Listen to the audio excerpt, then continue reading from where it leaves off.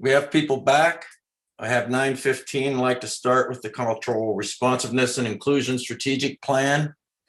We have a number of presenters, so I will let somebody from the staff please introduce all the folks that are going to be presenting today, and please begin. Great, thank you. Good morning, POSAC members. My name is Ernst Stringa. I'm a senior planner with Boulder County Parks and Open Space.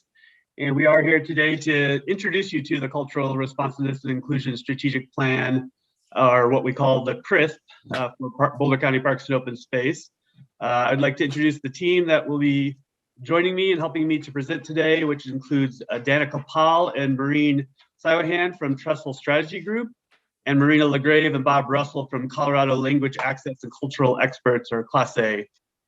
The intent of today's presentation, and Danica or Marina, if you could pull up the presentation, that'd be great. The intent of it today is really an introduction to the CRISP. We see this as a rollout of the plan and a start of a long-term conversation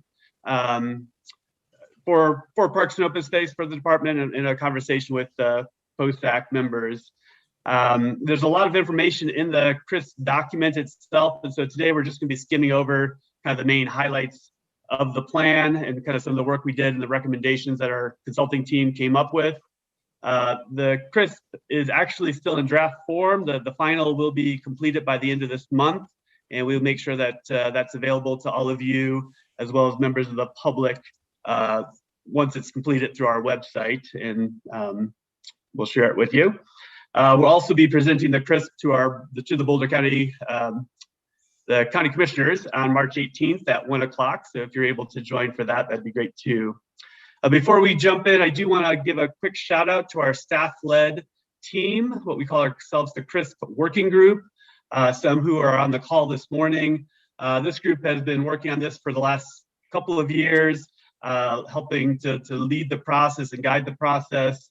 And those staff members include Pascal Freed from Education and Outreach, Renata Fry from Public Information and Engagement, Bevan Carithers, our Resource Protection and Ranger staff, Lisa Steele from Real Estate, Laura Larson, who's the director of our Boulder County CSU Extension Service, Tim Zick and Mary Olson, who are part of our Project Management and Design group, Brigitta Cloud, who's part of our administration group, and Carrie Inoshita, who is usually our business analyst, but she's been temporarily reassigned to the office of the county administrator to help develop a racial equity office for the entire county. So we're very happy to have all of them be part of our team. So the next slide, please. So you can see our agenda for this morning. It is relatively packed, but we do have a lot of points along the way for discussion. We'll be passing the mic throughout the presentation amongst different team members from the Trestle group and myself. We do have some of these facilitated questions that we'll be asking all of you, so hopefully we have some good discussion. And we see that as discussion for today's meeting, as well as just kind of some into the future also. Some of these questions are to get you thinking, and we'll continue that discussion moving forward. We'll be monitoring the chat also. If you can use that if you have any comments, questions, or concerns, so you can put that in there. And then we also want to make sure that we leave about 10 minutes at the very end. Jeff Moline will be saying a few words about his work and the department's work with the Native American veterans at Southdown Indian Mountain. So next slide.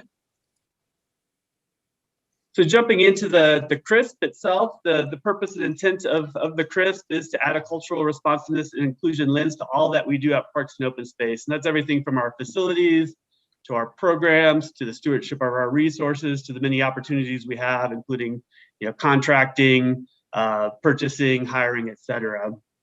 The first iteration of the CRISP is focused on the Latinx community of Boulder County, but we see this as really a first step towards working with other underserved and marginalized communities in the county. Before I jump into some of the other thoughts on this, I want to just talk about the term Latinx. This is a relatively recent term, but it's a term that's been being used in the media and kind of in popular culture. But it's not, most Hispanics and Latino Americans don't necessarily identify with this term.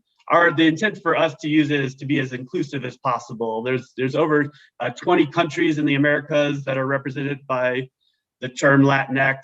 Of course, it's a very diverse community, not monolithic, in that even within that community, there's the concept of intersectionality, and that everybody has different identities.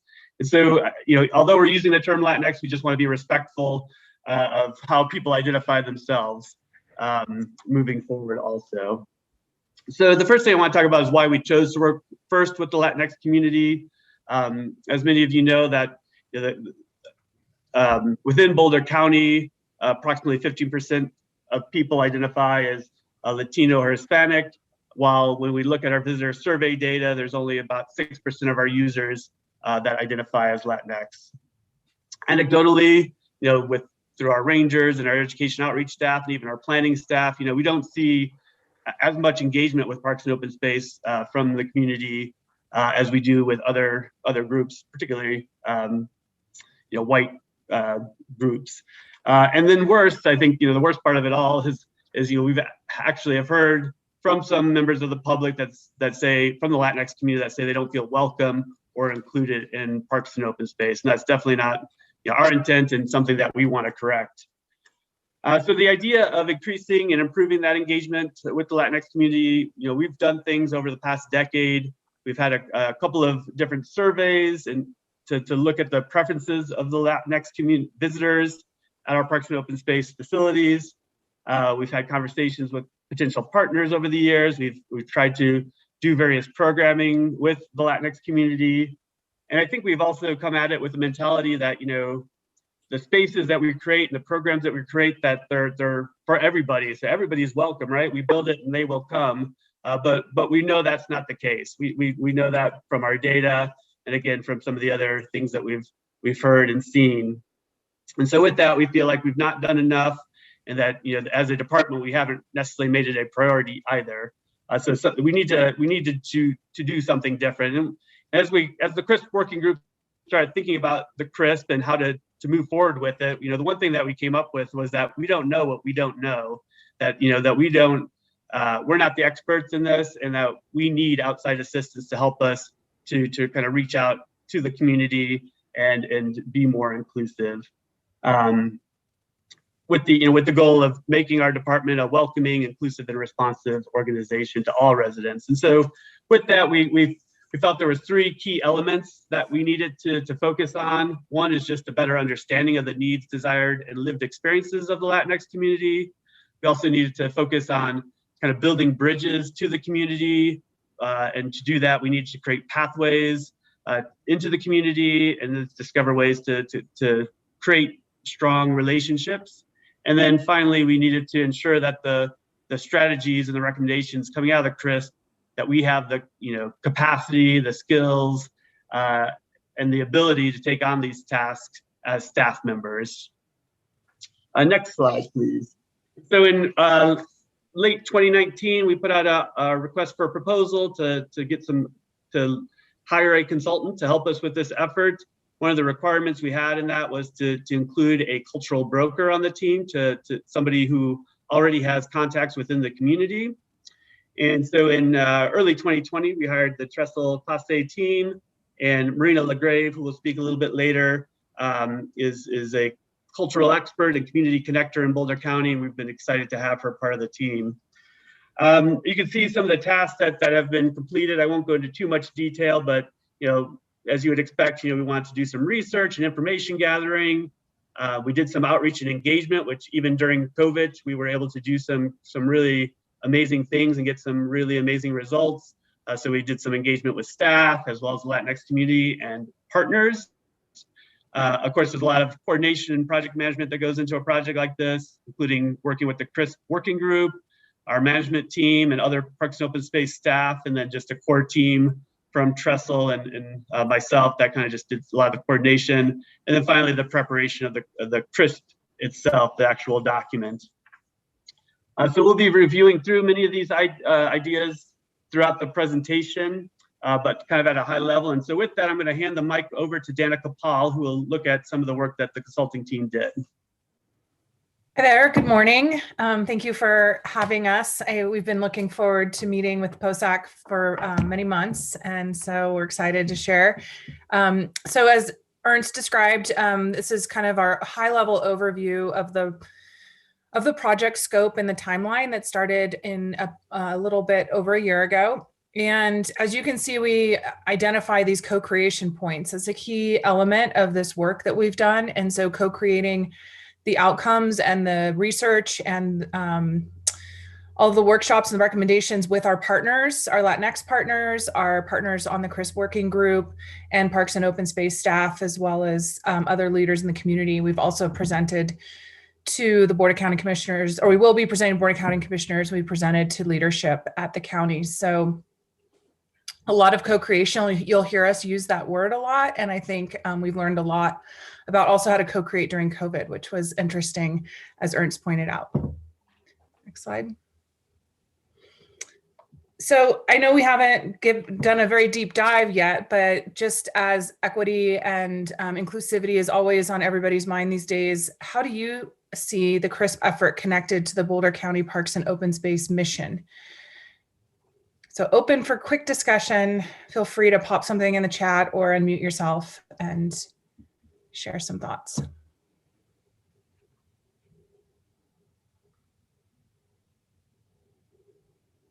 I think to have this, these comments, I mean, obviously it's inclusivity is important. This is Paula Fitzgerald, by the way. I think it would be better to hear your presentation first and then get our comments later. Fine. I wanted to also open it up if there's anything that's been on your mind. And as you know, this last year has been very important around equity. So if there's anything that's on your mind you want to share now, or we can jump right into the presentation. Okay. I'm not going to let you get away with no comments next time, but thank you. I know this is a lot. So now I'm going to pass it off to Bob Russell, who's joining us from actually, I don't know if that's Mars or Washington, D.C., but it might be both. Bob, you're on mute. Sorry, I was saying, well, I'm actually on the International Space Station, and it's okay. Really exciting, but I'd rather be, no, just kidding. Okay, well, so you can tell that there are, you know, there were two, we have three important sources of information for the ultimate recommendations. One source would be the staff. A second source was a variety of community work that was developed and facilitated primarily by Marina. And then finally, review of relevant surveys and research literature, as well as reports done by Parks and Open Space. And we've written a couple of reports. So I'm going to give a very brief summary of some of the findings and recommendations from those sources of information. I'm going to focus on the reports and on the staff input, and then Marina will be going over the results from the various community focused activities that we've done. So you can see the slide with the Boulder County Parks and Open Space. We did surveys, as well as we had a couple of in-depth facilitated discussions with Parks and Open Space staff, and we received very rich input. So this is just a very bare bones summary of the recommendations that come from the staff. And you can see it there, you know, there is a strong commitment on the part of the staff to increase the efforts of Parks and Open Space to embrace equity, diversity, and inclusion. And the staff recognize that an important part of that is to have sufficient resources, both in terms of staffing as well as funding to support the initiative. And also recognize the importance of hiring staff that have skill in multicultural approaches to both dealing with the public, education, and also in internal management. One recommendation that came out is, you know, Parks and Open Space may not have sufficient resources internally because tax resources are stretched and everything. So it seems like an important part of the eventual plan will be to seek grant funding from external sources, whether that be private foundation funding or government grants. And finally, a very central part of the recommendations first of all, is that Parks and Open Space staff highlighted that there have been many productive partnerships with other outside organizations in the past, as well as with other departments. So that's got to be a central element in the CRISP initiative, to both work within Parks and Open Space, work within the departments of Parks and Open Space, work with other departments in Boulder County, and then work with the wide range of partnerships that are possible with the Latinx community, as well as with the many other community organizations. Next slide, please.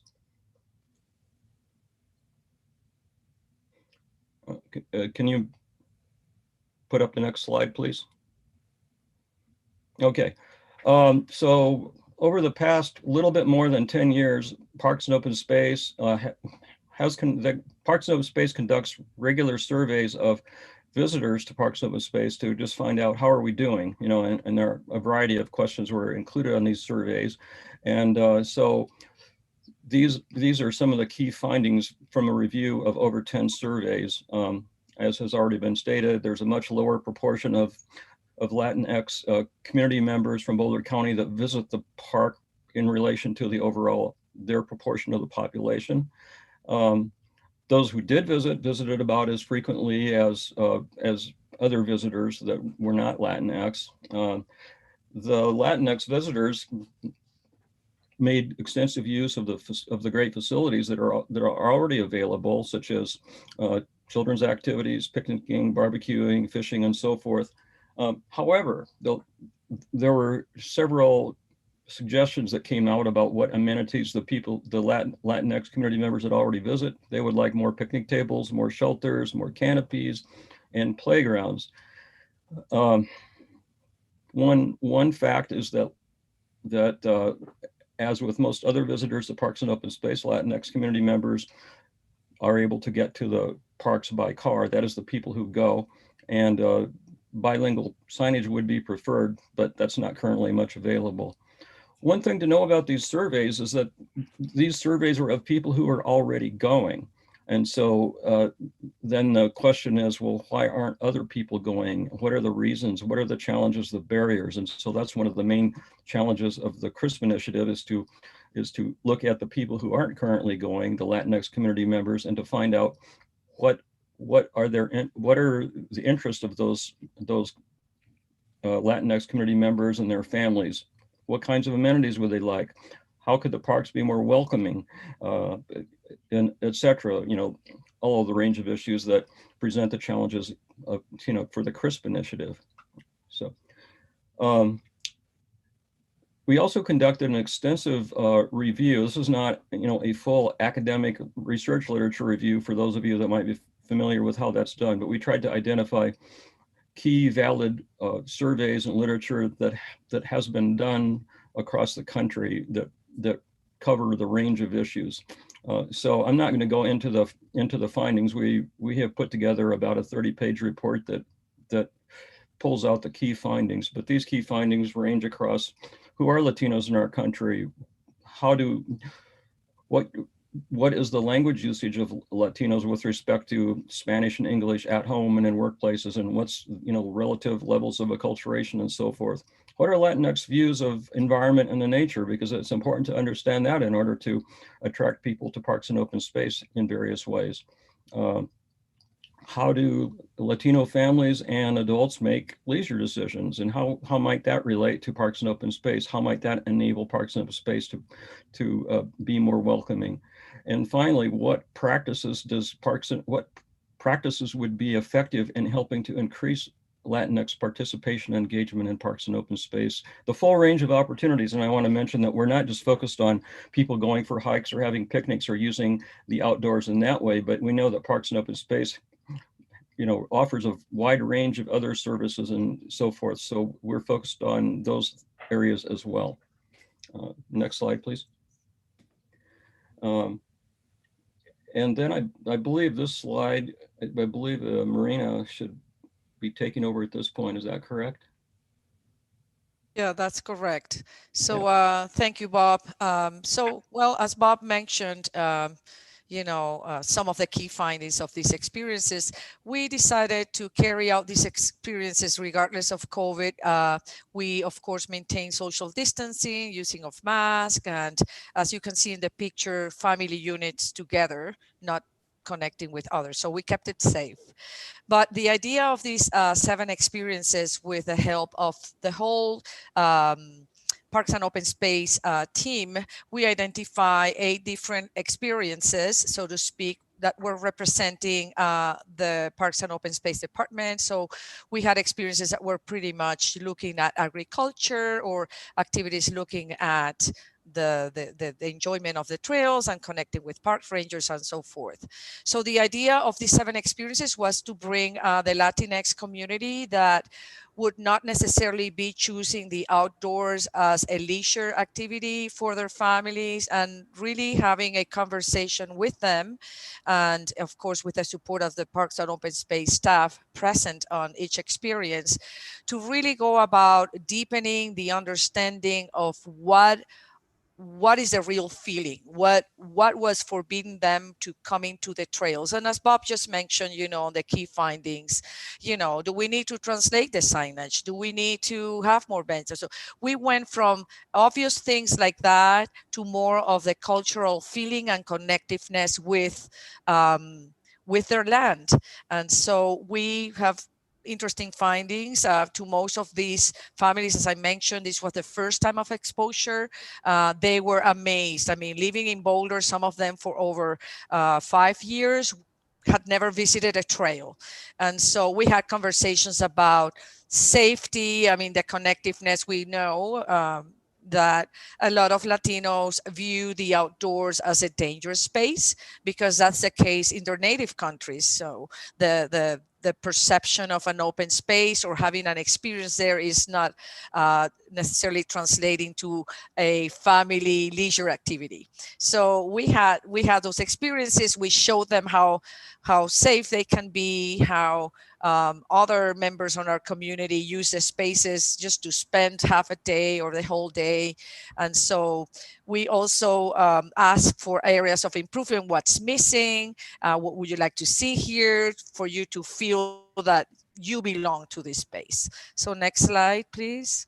So I think that one of the things with this, then we invited some Latino leaders to join us, the whole working group, to have conversations and deepening in what we found from these interactions with families, and have the leaders, which by the way were chosen in terms of their different areas of professional activities. So we had journalists, we had people involved with health, we had Latinx professionals involved in different areas whose work really advances or interested in advancing this effort with a CRISP.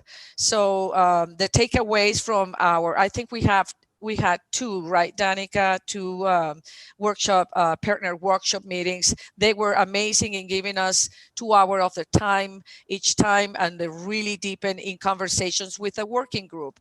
So we learned that relationship and trust is key. And again, one of the things we also found out in relationships and trust is to really have the presence of a Latinx or a role model that can really give them that sense of trust, right? Someone that has already experience, and coming from Marina, this should be fun and safe. We also learn about the magic in conversations, and how it is so important when anybody from, I would say, the white community or the Anglo community connecting with a Latinx, the sincere and openness in the discussions are important to really establish the same level of safety without feeling colonialism to be part of, again, here's a white person telling me what I need to do or how I should do it. So the magic in those conversations, to be honest, the strength-based approach, again, yes, not looking at what's missing, but looking at the abundance of what they bring. As individuals, as a community. So, focusing on the strength and successes and opportunities with the community. we've been talking a lot about that through COVID, right? The strength-based approach. So we continue to not only with this work, but as a county, as a city, to look more about this strength-based and magic in conversations, then preparation and follow-up. There needs to be good planning with the other recommendations that we're going to be going over, to really understanding what are the needs and co-creation. So in the pre-planning and follow-up, in the co-creation piece is key. So it's not, again, coming with what I think is best. So we talked a lot about that too. Next slide, please. And I think that's, so yeah, so other recommendations coming from this partner workshop were, you know, the outdoors experiences, how to help facilitate the outdoors experiences. As that Ernst was saying, you know, Parks and Open Space does not need to do it alone. There are plenty of partners in the community who are open and willing to co-create with Parks and Open Space. So getting help there. The barriers, again, once again, as we've gone through all these years of work, is really understanding outside of what's obvious. I mean, and we started, like Ernst was saying, with the term Latinx, right? Is this appropriate? Is this what we should use? Or is someone telling us this is what we should do? So really understanding those barriers are really deepening in little things like that. What does it mean to Marina to be called Latinx? So again, furthering the diversity, equity, and inclusiveness work internally and as individuals to really get to understand and as individuals and as organizations really be able to remove those barriers slowly but surely. Communication, of course, how do Latinx receive the information? How do they give it? And how do we connect, two-way road, right? So we know that, and we have been exploring through COVID, the various way of communicating and reaching out the Latinx. And we identify that media is very important, and also observing the levels of literacy in the Latinx community, so everybody can really access the information. And the most important piece, at least for me, is, you know, as community partners, how do we use community partners as resource and assets? And again, there's always the funding restriction, the staff restriction as we further this work. But in the meanwhile, there's a lot of amazing community partners who are doing this work and are just advancing this work as those partners that we invited are doing. So all those partners were actually very interested in furthering the conversations with Parks and Open Space in moving forward. And I think that's the end, right, of my intervention here. Yes. Yeah, okay, Ernst, just this is Jim Krug, just a point of order. Maybe we do have folks maybe online, and so we're about a half an hour in. Maybe we should take some questions if there's any online or from POSAC members, okay? So, so V, I'll ask you or Renata, do we have any online comments coming in? Jim, we won't have any because during the retreat, there's no public participation. Oh, so okay. The public can view this over YouTube. We are broadcasting it, but there's no participants in this meeting. Thank you. Thank you. How about POSAC members? Any questions to this point, the first half an hour? Questions or comments, either one, Jim, or? Yeah. Yeah, why don't you go ahead, Tony? Sure, thanks. Ernst, Danica, Marina, thank you for a great presentation, and I applaud your work. It feels like maybe Parks and Open Space is taking this maybe a little bit more seriously than they have in the past, and putting more resources, making it a higher priority, which I applaud. And one of the things that I know we've done at our foundation is a lot of human-centered design. Some of what you've described has pieces of that, but I find myself wondering if y'all really went beyond surveys of the Latinx community and spent a lot of time in places where those folks are, engaging with them and asking them, and in a sense, living part of their lives in the open space while they're there, be it at El Dorado, Canyon, or other places where they are using some of the outdoor resources. So that's maybe one question, but a thought and maybe a recommendation is, much like we do with the Youth Corps and Parks and Open Space, putting money into Youth Corps activities, have you guys considered, or would you consider thinking about how you would hire Latinx kids and Latinx adults to actually create and lead experiences on Boulder County open space? So we know if that's done by a totally white community, it's not well received, nor should it be. But how do we start both providing some employment for young people and actually then using them as the ambassadors and the creators of experiences for their families and for their neighbors? So I'd love to just put that out there, something to talk about at some point in time. Thanks. Well, I think that's a great question. And we we just added a slide while we were talking. So maybe, Maureen, can you put that back up? Because I think this co-creation and working with the community was really important.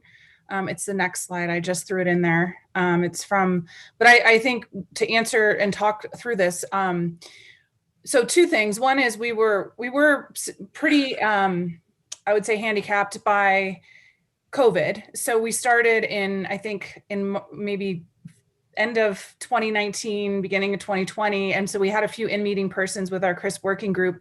COVID hit. So we had to quickly design our outreach in a way that didn't allow for a lot of spending time with people outside.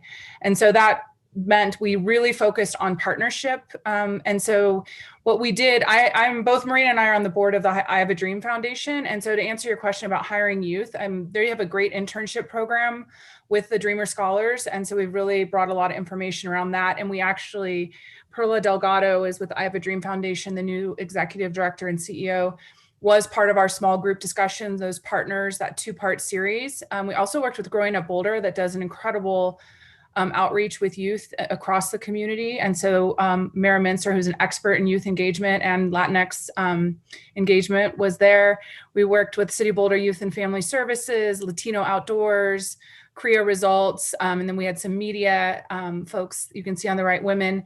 And so we actually brought a lot of those experts and people into our partner discussions because we couldn't go and meet broadly with everybody. But I do think there's a lot, if you want to dive into those reports from those 2 partner discussions, there's a lot of feedback and best practices and learning and developing partnerships. So I think one of the things we really tried to do through this was to leave Parks and Open Space in a better place with relationship to new partnerships, so that when we're gone, we're done with our project at the end of this month, staff and the leaders within the organization are able to build upon those relationships without us facilitating them anymore. And I would say that might be something to hear from staff, because I think we've already seen how that initial kind of partnership forming and that co-creation is building into other things. And we'll talk about some other initiatives that are already happening kind of as a just, this relationship building. So that's what we really tried to do, because as consultants, we can only work for so long. We'd love to stay with you forever. And we talk to Ernst about that all the time, but we want to really strengthen the organization so that they know who to, call and pick up the phone and talk to.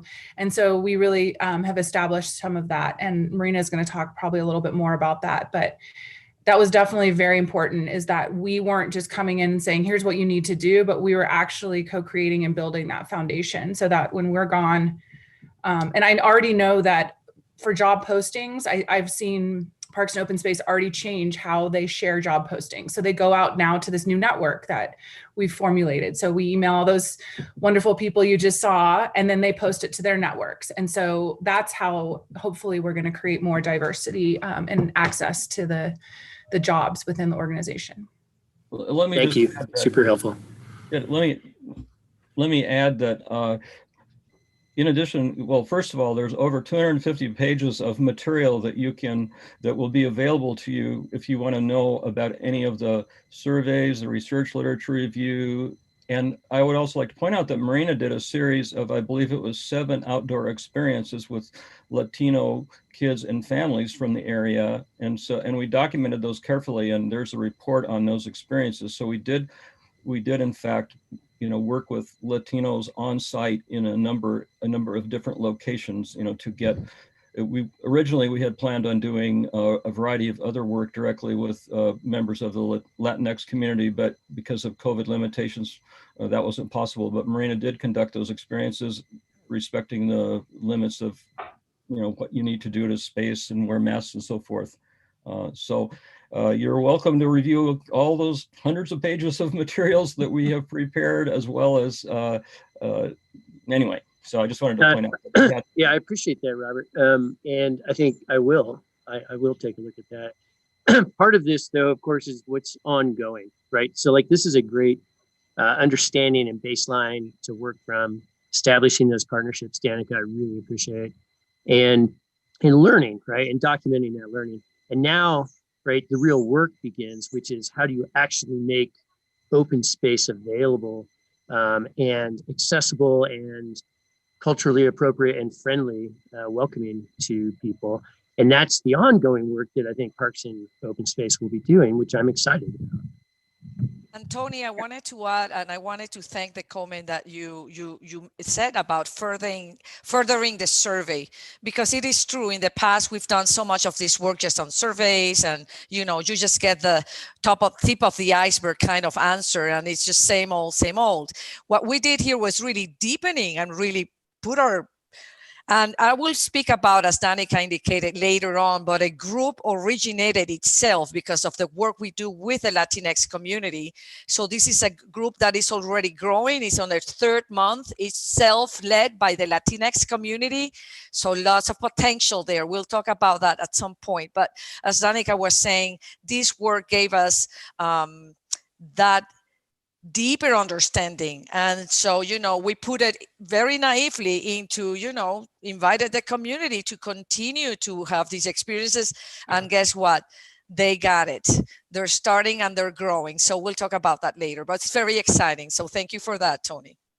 Yeah, and there's one more resource that I think we'll send all of us to, don't you worry. But there's one more resource. Marina, we did record quite a bit of things. So we took advantage of the Zoom environment to record, and we have a kind of a cultural awareness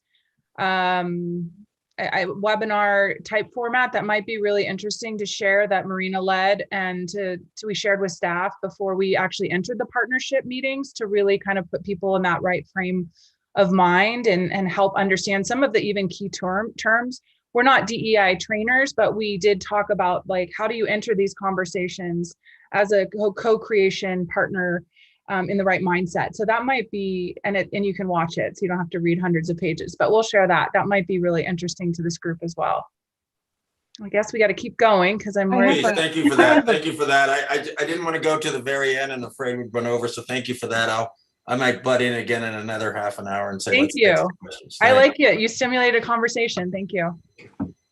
I have a quick question before we proceed. And that is, I understand that demographics, we have of our minority populations, the Latinx community is pretty sizable, and it's obviously important to reach out to them. But I also would hesitate to say that we should limit our efforts to that population. And the point I wanted to bring up is, bringing people out to these wild environments is great. It's really important. But the education on how to treat them respectfully is also something that's maybe not inherent from their own cultures. An example I have is, last time I was in Canyonlands, there was a group of Germans that were tromping through all the I've forgotten the term for the soils out there, the very fragile soils, but yeah, thank you. But that's just having signage that is translatable. So basically, probably visual signage with symbols. To me, I think that's just, we can't just limit it to one group or another. And that's all I've got. Good. Thanks, Paula. Yeah, and I think, as Ernst mentioned, this was to focus on this community specifically, but the goal is to expand it to other underserved and underrepresented communities members that we're not just, so it does feel focus, but we started with a small bite, or it was still a big bite, but that we could get to. And I will say kind of what we learned too is it goes the other way, like bringing people, we brought them out, not just to wild spaces, but, you know, historic farmsteads, and, you know, try to create all these different experiences. So each experience was very different, like the fairgrounds and the community gardens, or a hike and a trail, but we learned also that some of the things we do inherently that we culturally are part of us aren't making people feel safe or welcome. And so there's some really interesting learnings in some of those experiences that we've shared, and that are going to have taught all of us. Like, and Marina has a great story to tell, but we don't have time. But it's just like, what happens when people even arrive, or how is time different culturally, and how do we treat people around being on time or being late? And, you know, there's just so many things to learn. And so it's you know, it's a journey. So we're all just learning, and Marina has been a wonderful guide for us along the way. All right, back to the slide deck, or is there any more questions? We'll let you go back. Okay. Thank you.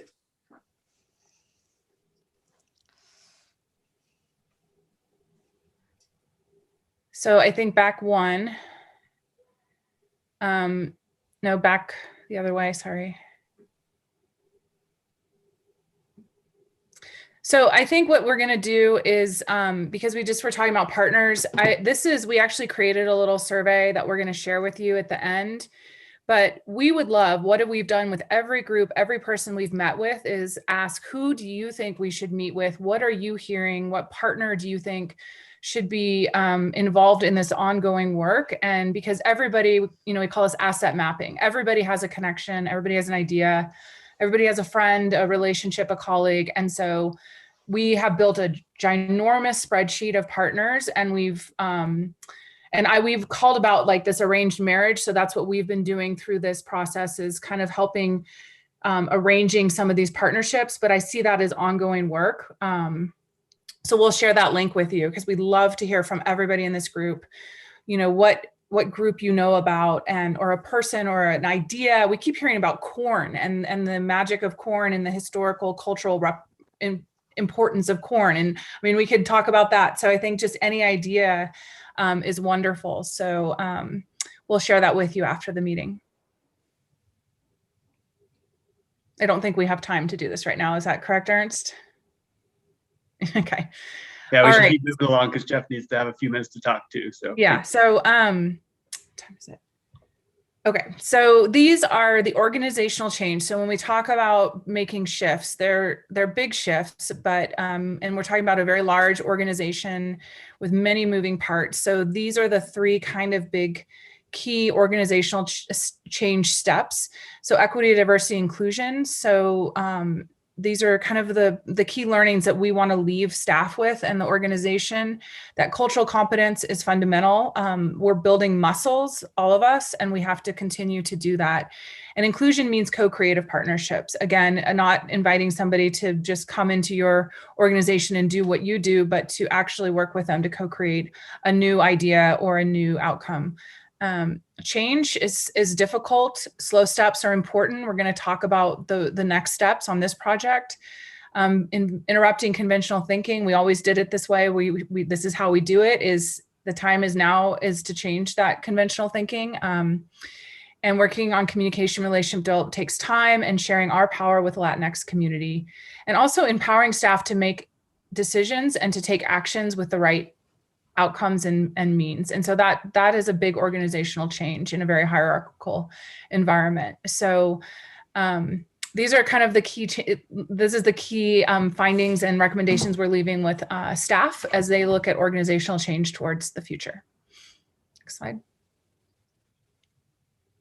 Bob, I'm handing it back to you for the 4 categories of recommendations. Okay. All right, thank you, Danica. Well, if you look at these 4 areas, 2 of them are more outward facing or external. I mean, they involve what Parks and Open Space will do with people visiting Parks and Open Space through partnerships and working with groups external to Parks and Open Space. And then the other 2 topics, economic opportunities, workforce and staff development, and then overall organizational development are internal. In other words, what things should Parks and Open Space be doing with respect to the CRISP initiative to be positioned to do these other external things effectively? Next slide, please. So I'm going to present at a very high level the recommendations we have in each one of these areas. So one major area, as has already been referenced, is communication and outreach. And one common principle that you'll find if you review the literature and if you talk with visitors and so forth, go to where the community is. And so if you want to communicate with people, you have to use the media, you have to work through organizations that people belong to, and word of mouth. So you need to, and then you may also want, Parks and Open Space may also want to go literally to those places where the community might be. If there are community festivals, faith-based organizations that have activities and meetings and other opportunities to meet directly with the Latinx community where they live. And then you can show a welcoming presence there and introduce some of the vast resources that Parks and Open Space has. So that's one key principle in communication and outreach. And obviously, Parks and Open Space would want to promote the opportunities that it has. Bilingual communication is very important. It sends out a signal that for the Latinx community, you are welcome here. If you see bilingual signage when you enter a park and you're on a trail, that means you're welcome here too. Even if the Latinx family is fully fluent in English, that still is very important to do, just to indicate that welcoming message. So therefore, bilingual communication and not straight translation is really the way to go as far as any information that's presented in Spanish. And the key thing is to develop a strategic communications plan. There's conventional media like TV and radio. There are community networks. There's a wide variety of social media. So you have to know, who are you communicating with? What are the messages you want to communicate? And what is the most effective way of reaching whatever part of the Latinx community you're trying to engage in a particular program? So we recommend that Parks and Open Space develop really a kind of a strategic plan for that. Next slide, please. So regarding planning programs, facilities, resources, as well as highlighting what Parks and Open Space has to offer to the Latinx community, there's a whole series of recommendations here that show about sharing power with the Latinx community, co-creating with Latinx community partners, working throughout Boulder County with other Boulder County departments, such as the health department and housing department, building on existing programs, build on existing programs that community partners have, and so forth. So there's a whole series of recommendations, first of all, about how to identify resources, how to work with the Latinx community. And then a very important central principle is to develop what we have called an experience-based approach. And I think that was Jim who asked the question earlier, or Tony maybe. Yeah, it was Tony. And that's part of it is to plan experiences, understand the lived experiences of the Latinx community, and then keep that in mind when you're planning a program. What kinds of amenities are needed? How should you work with someone inquiring about properties? What sorts of amenities are needed? Just understanding. And so when someone is invited to an experience, their experience really begins with the communication. So the communication should be designed in a culturally appropriate way, and then when people physically arrive at the destination where the experience may take place, for example, welcome people with bilingual signage. Have park rangers or other volunteer facilitators who know how to work with, even if they don't speak English. There are some important things to know about how to work with people like the Germans, for example. If there's people from another culture or country, how can you work effectively and help those people find what they need and make them feel welcome? So that's really the key here, is working through partnerships, understanding the community and using that to guide the experience, and sharing power in planning, co-creating with the Latinx community. So that's a too simplified summary of this, but hopefully that presents some of the major themes. So now let's turn to the internal workings of Parks and Open Space. One thing is that Parks and Open Space, has a rich variety of opportunities, both, internships as new staff positions open up and so forth. So that's one thing, is to make sure that those internal possibilities are available to the Latinx community, so that Parks and Open Space can enrich its staff with members of the community. Clearly, many of these issues are difficult, and some staff development, professional development, and equity, diversity, and inclusion is very important, and the staff has recommended that as well. So that will be recommended as a central element of implementing the CRISP initiative. So basically, it's developing the staff you have, providing them with opportunities to learn about equity, diversity, and inclusion, open up Parks and Open Space, to involve more members from the Latinx community. And then there are internal changes that are needed, and we've already alluded to, for example, hiring practices.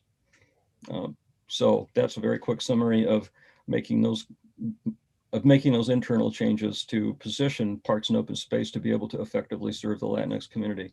And then the final slide, planning for you're going to need to devote some resources to this initiative. So that's staff and some funding. So that's one important thing. And then we already mentioned seeking external funding can be a key resource, and there are lots of potential sources of external funding available. So generally, you need to look at the organization and see what changes are really important to make internally in order to position Parks and Open Space to address the CRISP initiative. Part of that is to identify what are the factors that can contribute to success, and then finally, how you should know along the way how you're doing. So part of the recommendations will be, how will you evaluate and monitor the relative effectiveness of some of the initiatives that will be recommended and that Parks and Open Space will take on to address this whole issue. So, and then I believe we may have time for a little more discussion and questions now. Thanks, Bob. So opening it back up again on hearing these recommendations, both internal and external, and organizational development, how can POSAC incorporate these recommendations into the work that you do as community leaders and advisors on Parks and Open Space? So that's kind of the first question. Open it up for discussion. Does anybody have any aha moments on how this might change or influence your role? Yeah, Trace Baker here, following up on things that various people said. I know that one of the public-facing facilities in Parks and Open Space are volunteers, and Bob mentioned volunteers a little bit, and I want to be specific to talk about volunteer naturalists and volunteer ranger corps and trail crews.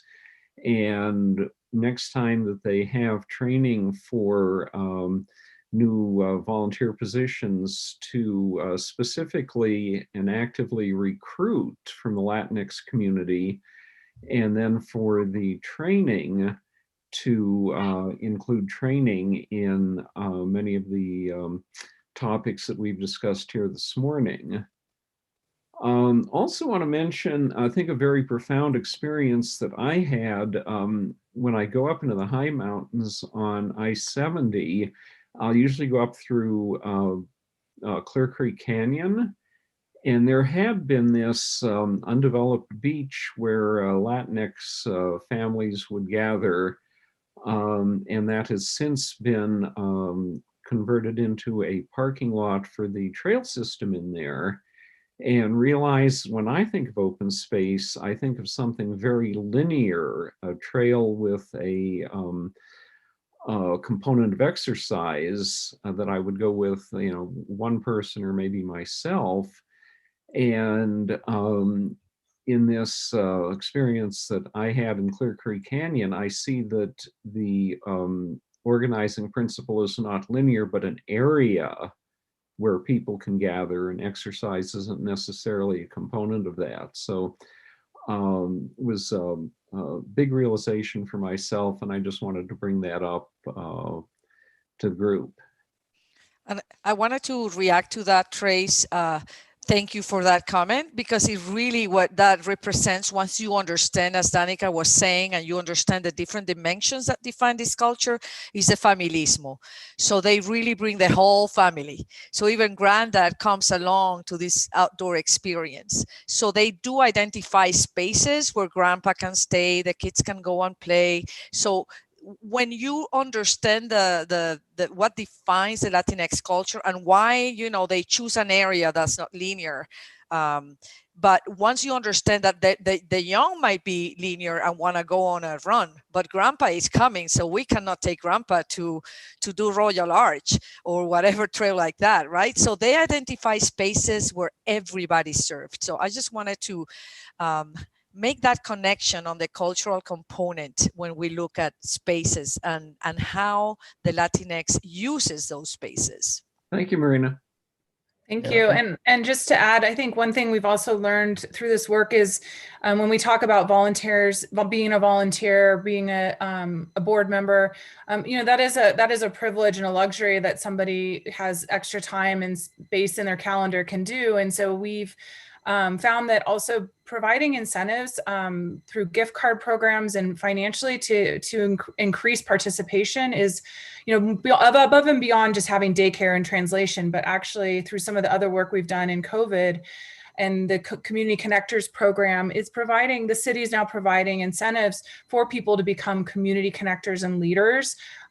So this was during a crisis, of course, and a pandemic, but that idea that also time is valuable and it's a resource. And so I think also thinking, how can we do that? We made some really cool face protective with our SUMA outdoor experiences. So we provided a really nice neck protective device. What do they call it? Neck gaiter? But it was co-branded with Parks and Open Space and SUMA, which is our local partner that helped us organize these. And, you know, just even little things like that of encouraging people to participate, having their time feel valuable is also a great way to get more people. And that's with all types of people, young, old, anybody. So. And food. Food's also a great attractant. I have a couple things, Paula Fitzgerald here. First is, and kind of on Trace's comment there, I'd taken a workshop many years ago at this point, and I presume it's still relevant, which is that the Latinx community had a strong preference for things they can do as a large family. So picnicking by water in particular was a really big request. So, you know, even if it's hard to get those populations to community meetings where you're discussing, okay, what's the design here? What do we provide? I think having that knowledge, you know, because the representation may be low. There's some big barriers to overcome to get everybody you want to certain meetings, but understanding those preferences in a general way, I think certainly helps. The other thing, I think more specifically to your comment about POSAC and what we can do, I kind of think that this benefits in many ways, but most boards I've been involved with or, you know, a liaison to have an opportunity for items from the board. And that kind of fosters the ability for board members to bring input back that they've heard from other community members, whether minority or not. And I've always kind of wondered why that's not a normal part of our agenda, but I think that would be something I would encourage staff to look into and see if that's just helps improve the two-way dialogue and helps foster a better relationship between board members and the community at large.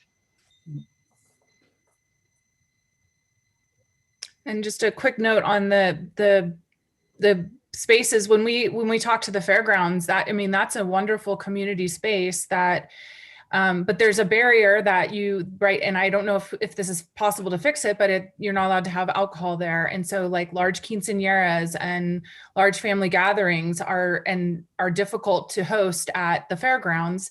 And also, I think it's the process doesn't have a bilingual component to that. So in reserving a shelter, reserving that. So we uncovered some of these just little things that above and beyond just, large gathering spaces near water, but there's also some just really small things there's a lot of facilities or the community gardens. So I think, there's a lot of opportunities just to kind of really look at each of these places and make them more inclusive for all people.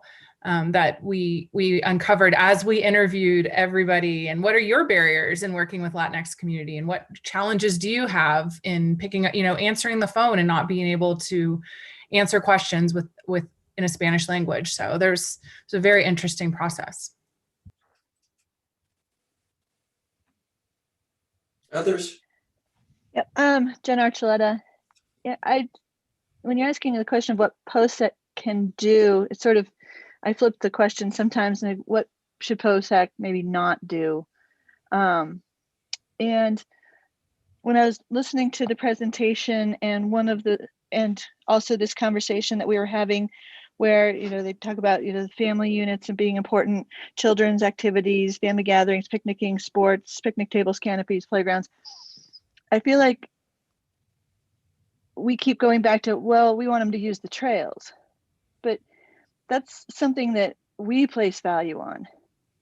And do we keep pushing this agenda where we want to get people out on the trail when clearly they've said that they would like places with children's activities, family gatherings, picnicking, shelters, and this sort of thing? I mean, at what point do we actually maybe look at those things and say, okay, can we accommodate those things? Or can we not accommodate them because our properties aren't set up to have those sort of things on them, and maybe this is a Parks and Rec sort of thing versus a Parks and Open Space sort of thing, and so do we just keep trying to push people onto the trails that don't necessarily want to be there, or respect what they want to do with our properties? And that's sort of the question I have when you say, what can POSAC do? I was like, well, what should we not be doing with respect to pushing people to fit our agenda and what we think is important with respect to how we use the land? Well, I like to react to that, Yeah. Jean. It is not that they don't want to go, and this has been ongoing work, at least for me, with these Latinx families since we started the experiences for the CRISP. So as I mentioned, I'll mention on this later on, but it's not that they don't want, it's that they don't know. They don't know where to go. They don't know where the trails are. Once we have taken them on the trails on a sustainable, regular basis, and I'm talking about 20 families for 3 months already, totally into it, committed, loving it. When they do want the picnic tables and everything, they want trails where they can have all these experiences combined. They want to have the trail to walk. They want to have the grandpa to sit. They want to have the kids with a baby with the feet in the river. This is how they're envisioning. For us, we know right now they go to parks, and I think it was Pam mentioning, they go to parks, picnicking, close to the water. Yes, because these are where, as far as we know, to this day, that's where they feel safe. So all the community comes there. So they feel already part of it because the community goes there. But as we take them on the trails and all of the other experiences that open space offers, they are discovering a world that they didn't know about. So I just want to throw that out there, because we cannot assume that because we see the familismo happening is that this is all they want, and not necessarily not invest on the trail experience. Right, and I get that part. My question was with respect to with our properties and how they exist. I'm thinking of our more popular properties like Heil, Walker, that sort of thing. They don't really exist in a way that it's feasible to create those sort of environments for people to use. And so that's sort of where I'm coming at with respect to what POSAC can do, because we have to also be realistic about what's actually feasible on the properties that we own. Right. And if we just, I've been doing this volunteer engagement, and I've been working with a lot of volunteer organizations for over 25 years. And it always goes back to this question of how can we, help people get out on the trails. And so it's not like it's new, and it's not like people don't know where the trails are. It's more a matter of we haven't been able to change the trails to be the kind of experience that would engage those communities. And so we also need to be somewhat realistic about that. It's like, how much can we actually change our properties to facilitate this experience versus maybe this experience happens with, Parks and Rec with respect to like Eben G. Fine, or with respect to, properties that are along waterways, or, less wilderness type trails and more urban type trails. So, taking those things into consideration as well with respect to what we can actually do. Yeah, and I think what we've discovered too is that parks and open space is so much more than trails. I mean, I think there's a huge, the agricultural leases and the agricultural properties and the fair, like I mentioned, the fairgrounds and the community gardens and the list of, and what we were, our scope was also look at much more than just outdoor experiences. It was to look at hiring practices and agricultural leases and how do we increase, people's connection to the land through agriculture and, gardening and use of these open spaces. So I think we keep thinking trails and open space, but it's actually your resources and what you do in the community are very diverse. And so I think we keep trying to remind ourselves that there's all these other opportunities to think about things differently. And I mentioned corn. There's such a movement in this community around corn and the mestizo, and does Parks and Open Space play a role in maybe allowing, thinking about corn and this cultural gathering? Doesn't really have to do with hiking or trails or water, but it's actually a very culturally relevant thing that might bridge some of these things that we're talking about. So I think this discussion has just spawned a lot of that. We can't turn your organization, we can't change your mission and what you do to protect open space and the environment and our buffers and all of that. But what we can do is kind of think about what is it that you manage and operate and how can that be done more inclusively. Scott, I think you were going to ask a question. I see you. You have to unmute yourself. Yeah. Scott. There you go. Yeah.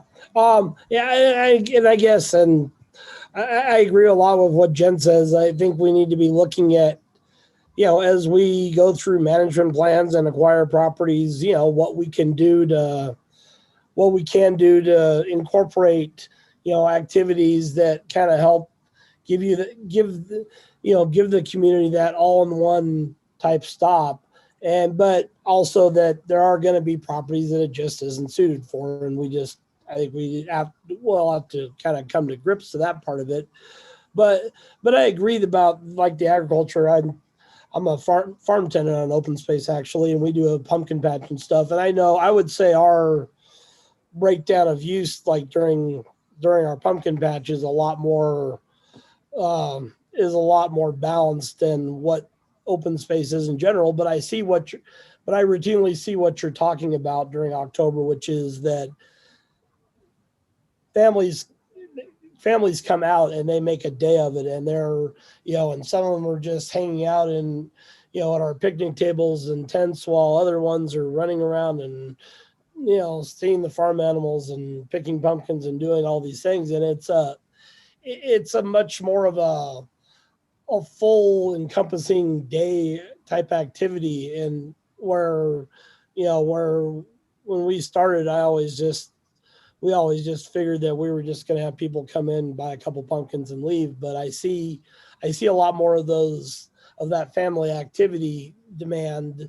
And I know open space is a lot of trails and a lot of preserving wildlife, but I think it's just that as we have properties, we need to look at them and see where we can incorporate that and give people that experience. So, Well, just quick point, one thing, as Marina alluded to earlier, is awareness. And I don't, while you're not going to fix up every property, or not every property is amenable to having a large area with lots of picnic tables and enclosures. So you have to do that as resources permit and as the properties permit. But I also want to just encourage Parks and Opens. We would like to encourage, and that's come both from the staff as well as from community. There are opportunities that the community isn't aware of, and partly it's not, generally the information isn't available or communicated effectively to the Latinx community in Boulder. And then another thing is there are many young people. We had some younger members of the Latinx community who worked with us in a couple of our partner meetings. And for example, there's a group called, I don't know, correct me if I have the name wrong, but there's a group, I believe it's called Black and Brown Girls Climb, and these are young women. I would never have contemplated anything like this in my life, but they are rock climbers who climb up these mountains without any ropes or special climbing equipment. They just climb up with their bare hands. And there are a growing number of young women who like to do that from all backgrounds, as well as, Latinas. So I would just say the trails are there. You don't need necessarily to do anything with the trail itself. Possibly some bilingual signage would help. A lot of it is just sheer awareness, communicating effectively and introducing these experiences like Marina has been doing, because these families, they said, boy, we didn't know this was here. This is spectacular. And you should see, if you read some of the reports on those experiences, you'll find that, the kids, they were just amazed. And so I think that some of these things, the trail is there, and if maybe the signage would help, but part of it is awareness, not that, so there are the family experiences which certainly have to be available, but I would say Parks and Open Space has so many rich opportunities, introduce them all. And I wanted to add, this is related and unrelated, but during COVID times and really supporting the families to know of these spaces have been the greatest contribution personally, really, because letting this family know there's an outlet that's safe, that is not necessarily going to the shop. Because again, when you understand culturally, what do they do for leisure if they don't come to the trails? So they go shopping, right? But this is not allowed. So you have a lot of families who have not had this outlet that they're used to, and having the awareness now of the trails, talking about this self, they're starting to go on their own. The idea is to say, this is the trail, this is where you park, and it's safe. And then they come back. Just following up on that awareness during COVID times. Thanks, Marina. I think we have a few more slides so we can finish up and have more discussion. I think we're doing okay on time. We've got about 20 more minutes. All right, thanks, Maureen. So this is the important part. We are finishing our work and handing off to Parks and Open Space, and Ernst will take it from here. So as Danica just said, this is about handing off that baton. The Trestle and Class A group have done a great job. We've been really excited to work with them and really appreciative of what they've done for us. But now it's time for, as many of you are saying, it's for Parks and Open Space to take this on and start running with it, and taking those recommendations, figuring out which ones to move forward with. What's the highest priority, being strategic about it, all that type of stuff. So knowing what it is we're trying to achieve, how we're going to do it, setting some smart objectives and getting it on people's work plans, making sure we have enough staff, funds, all that type of stuff. And so I think, for me, one of the key lessons that's been mentioned throughout this presentation is that, we don't have to do it all alone, and we shouldn't have to do it all alone. Even to go to Jen's, I think, comment, what I heard is that, some of these spaces can be provided by municipalities, right? That it's not maybe the county's open space program, or maybe, maybe there's trail connections between a more urban park and more of the natural area that's out, out in the county. So we need to work, with our partners. We need to build the relationships with the Latinx community and with the trusted partners that are there. We need to share the power. And I think most importantly, the one word that I've really taken out of this whole process is co-create, which is, working with the community, you know, going to properties, looking at them, thinking about what it is that they want to see, and co-create that with them. So next slide, please. So we have done a little bit, you know, we received the draft report in February, and of course we've had a lot of conversations over the last year, and plus, you know, over more than a year, but kind of taking some of the key recommendations. We've started to do some prioritization, thinking through what it is we need to do and what our next steps should be. And so definitely so you kind of see the list here, you know, there's messaging to staff and to the public. I mean, there's been the core group working on this, the working group, and you know, we've kind of informed staff along the way, but definitely we need to kind of broaden this out and to make sure that all of our staff are aware of the CRISP and what we're trying to do and how to do it.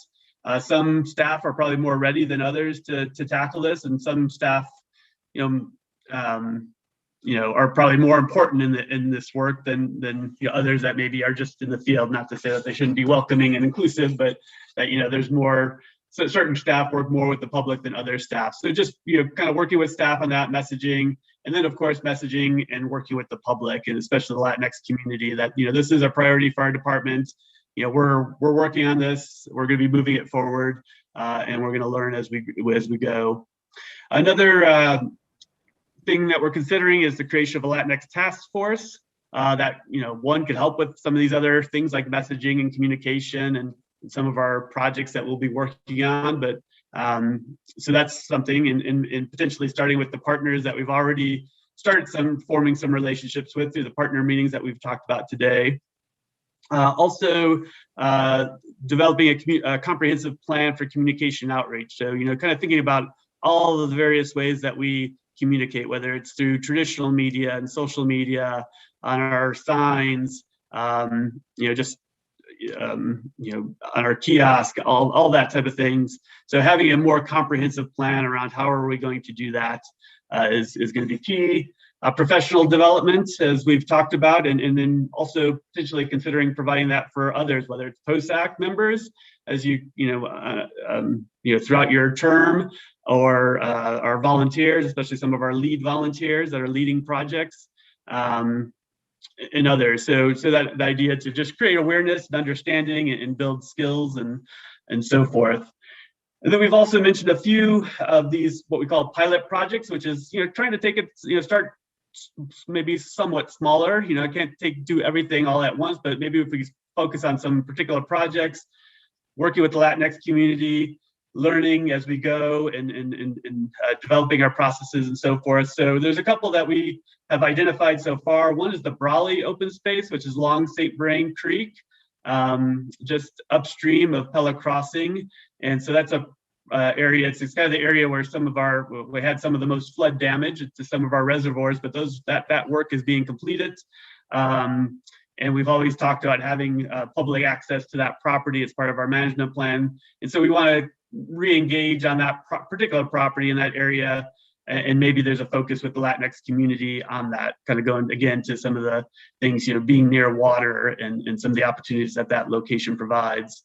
Danica, I believe it was, mentioned this idea of the, you know, traditional use of corn. That was something that came out of the partner meetings. And so that's something we can maybe work on as an individual project, and working with our partners again, and maybe the task force on that. And then, as Marina has talked about, you know, she's been working with Boulder Valley School District on some partnerships. So that might be another place where we could kind of take the reins from that and work more on that particular aspect.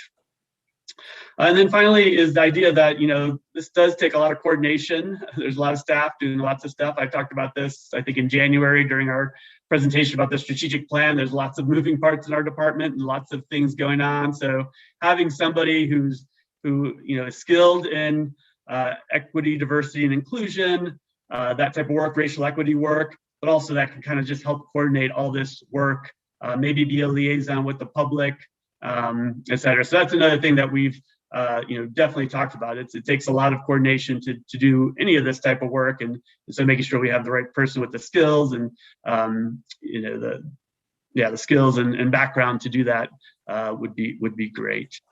So that's, these are some of the potential next steps. And I think, it's, we'll be talking about, again, kind of wrapping up the CRISP this month. And then as a department in April and moving forward, we'll be kind of starting to work through some of these next steps. Good. Hey, Ernst, is Jeff going to talk to us? He is. He said he wanted about 5 minutes. Okay. So while he's getting ready to go, I'll ask the staff, and thank you all who came out, the non-staff, the consultants and others who came out on a Saturday morning. Thank you for doing that. So I'll just throw it over while we wait. Any other questions from POSAC members?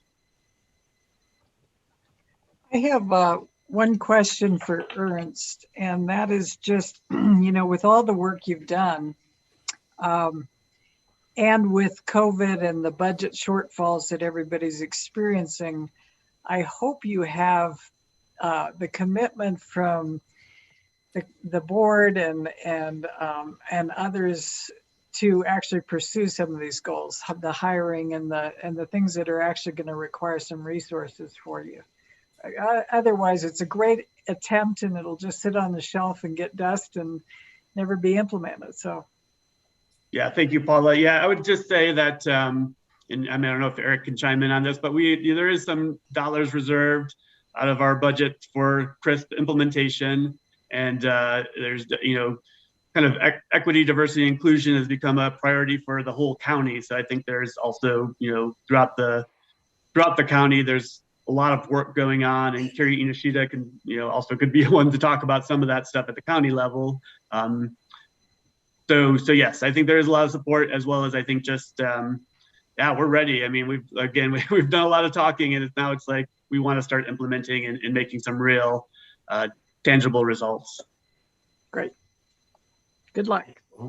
Yeah, well, also just to say something I said earlier, I think there are some rich resources, financial and otherwise, available, from federal grants, state grants, private foundation grants, and so forth. So those may not be able to sustain an activity over time, but it can help develop activities or with respect to the properties, perhaps make contributions towards some capital improvements. So I think there are some external resources that can be available if Parks and Open Space can access those. Now, I would just chime in maybe to put a close on it before we shift over to Jeff to say, I don't think resources are our problem. That's probably the least of our concerns. I think the work is very challenging because it requires a cultural shift and really developing new skill sets, new ways of communicating, new ways of viewing a problem that's been invisible to some staff and the community for a long time. So I'm not worried about the resources side of it because I think we can resource these solutions.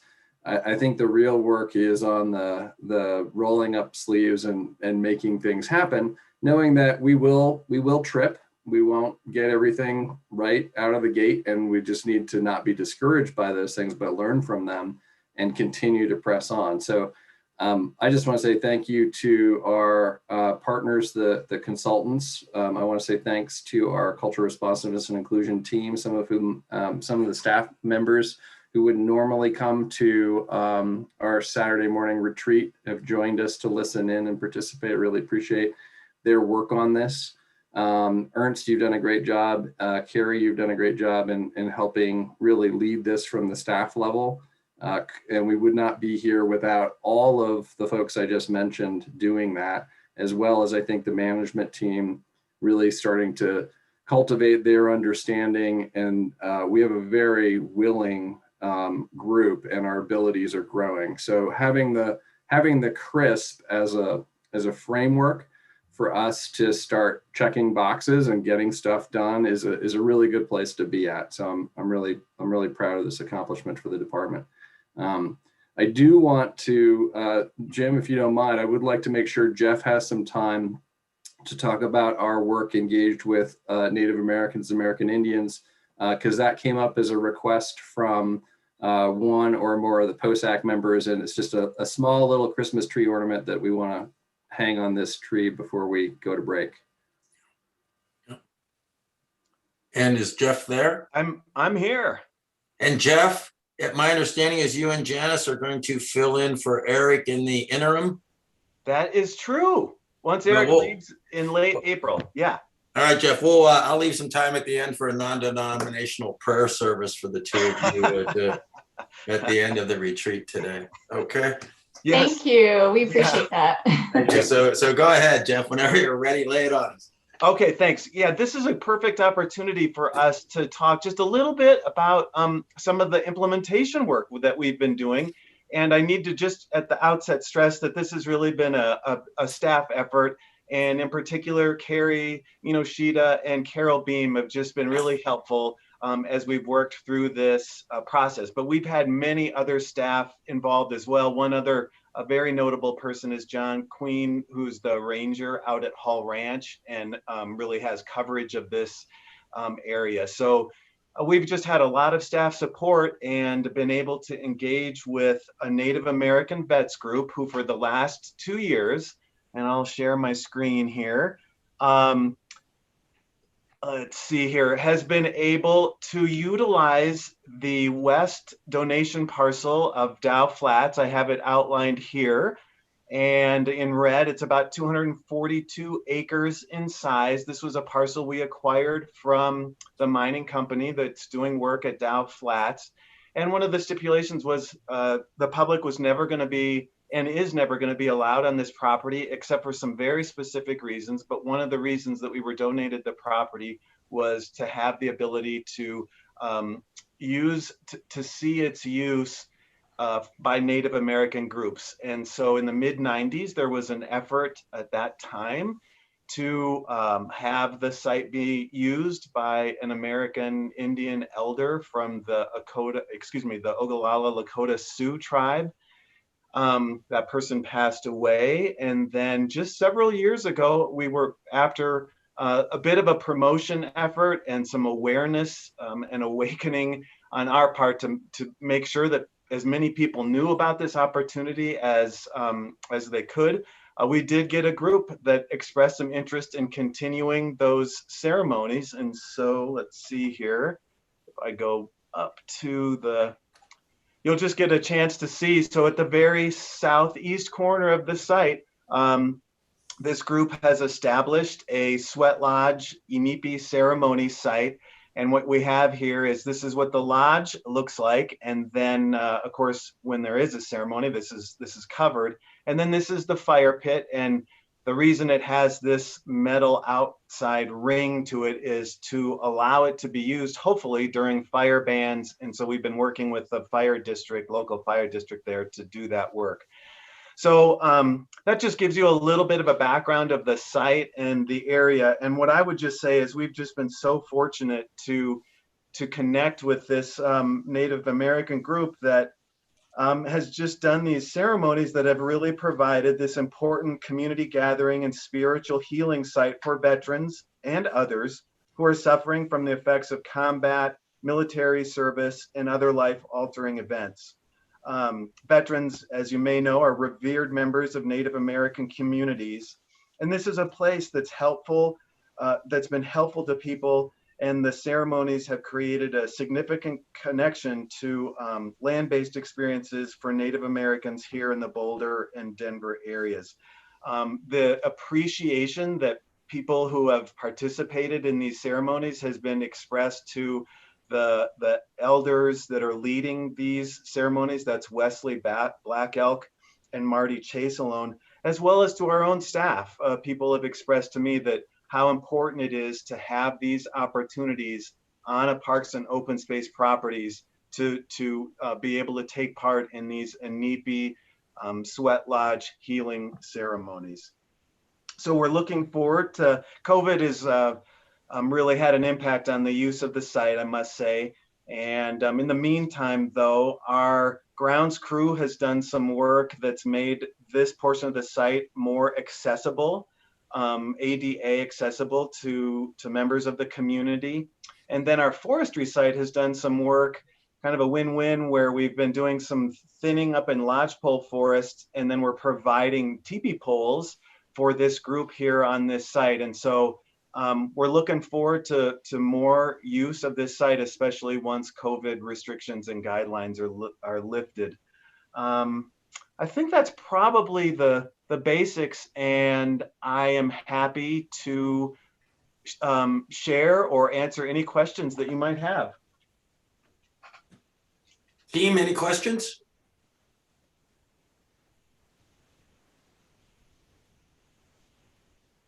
Not at this time, Jeff. I think people are hungry.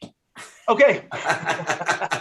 And Renata, I think I hear the doorbell with the Jimmy John subs delivered to all of our houses. So thank you for that. Now, if there's no questions, again, thank you for our consultants who came out tonight. Thanks, Ernst, everybody. Jeff, your involvement, thanks a million. And per the schedule, I'd like to pick up at 11 o'clock, please, with the strategic planning, vision and strategic planning piece. And so I'll pick up directly at 11 o'clock. Jim, can I add something? Sure. We have some of these, as Danica was indicating, these are the gators. I have 12. So anybody wanting one, just put maybe your name and let us know, and we'll send one of these to you. Super. Thank you very much. Thank you all. So everyone, we appreciate your time on this Thank beautiful Saturday. So hope to see you all outside soon. Yeah, super. You guys enjoy your day, and POSAC members will pick up at 11. Thank you. Thank you. Jim Krug, hey, I have we're up on 11 o'clock. If possible, do we have everybody back?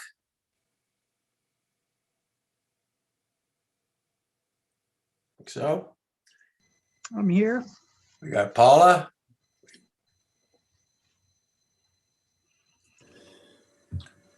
Eric and Ernst. Eric and Ernst, are you guys ready to go? Yes, indeed. Why don't we begin? We'll probably have some people join in, or we'll get behind. Sure. So please start whenever you guys are comfortable. Yeah, and Ernst is going to be my wingman because he's gonna catch me when I miss something, because two heads are better than one. But I want to say Tina Nielsen normally would be here to help present this, because she and Ernst and I have been meeting regularly for more than the last year to work on things like strategic planning. And as we think about, and I work with Tina on a regular basis for Vision 2020, as she's sort of the organizer for updating performance measures, et cetera. But she had more fun things to do, like a ski hut trip. So she's got the day off. So I want to do three things on this. First thing I want to do very briefly is check in with you all and ask you about the presentations you saw last week at the POSAC meeting, specifically the programmatic strategic planning presentations that were made by, like, Janice helped with real estate, and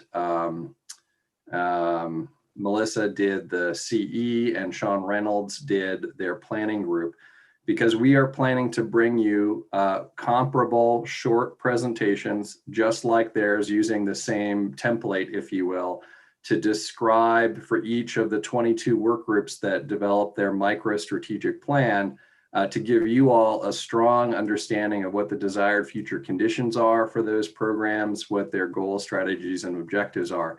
So before we get too far into this year and those presentations all unfold, I just want to check in and make sure that the three that you saw last week either hit the nail on the head, or if you have suggestions about how we could improve them, their format, the content, so that as we unroll more of these throughout the year, you're getting the information that you think is valuable, and that we're not missing anything in those presentations.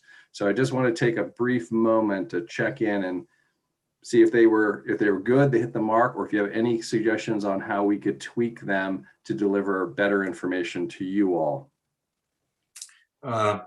Eric, it's Jim Krug.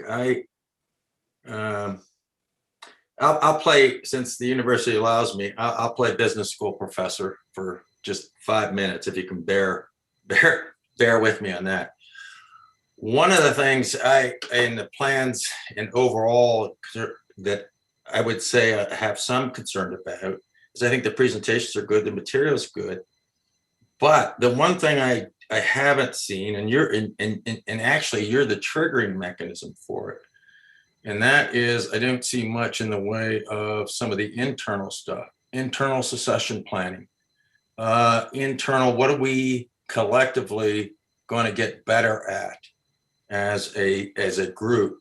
So on the private side, so much of the strategic planning stuff I do, it should probably, right, be about 70-30 if you're on the private side. On the public side, to me, it's usually 85 or 90% because you're an out-facing organization, right? So you don't want to have me in there, or we all over the place. But about 10% of strategic plan should be sort of internally.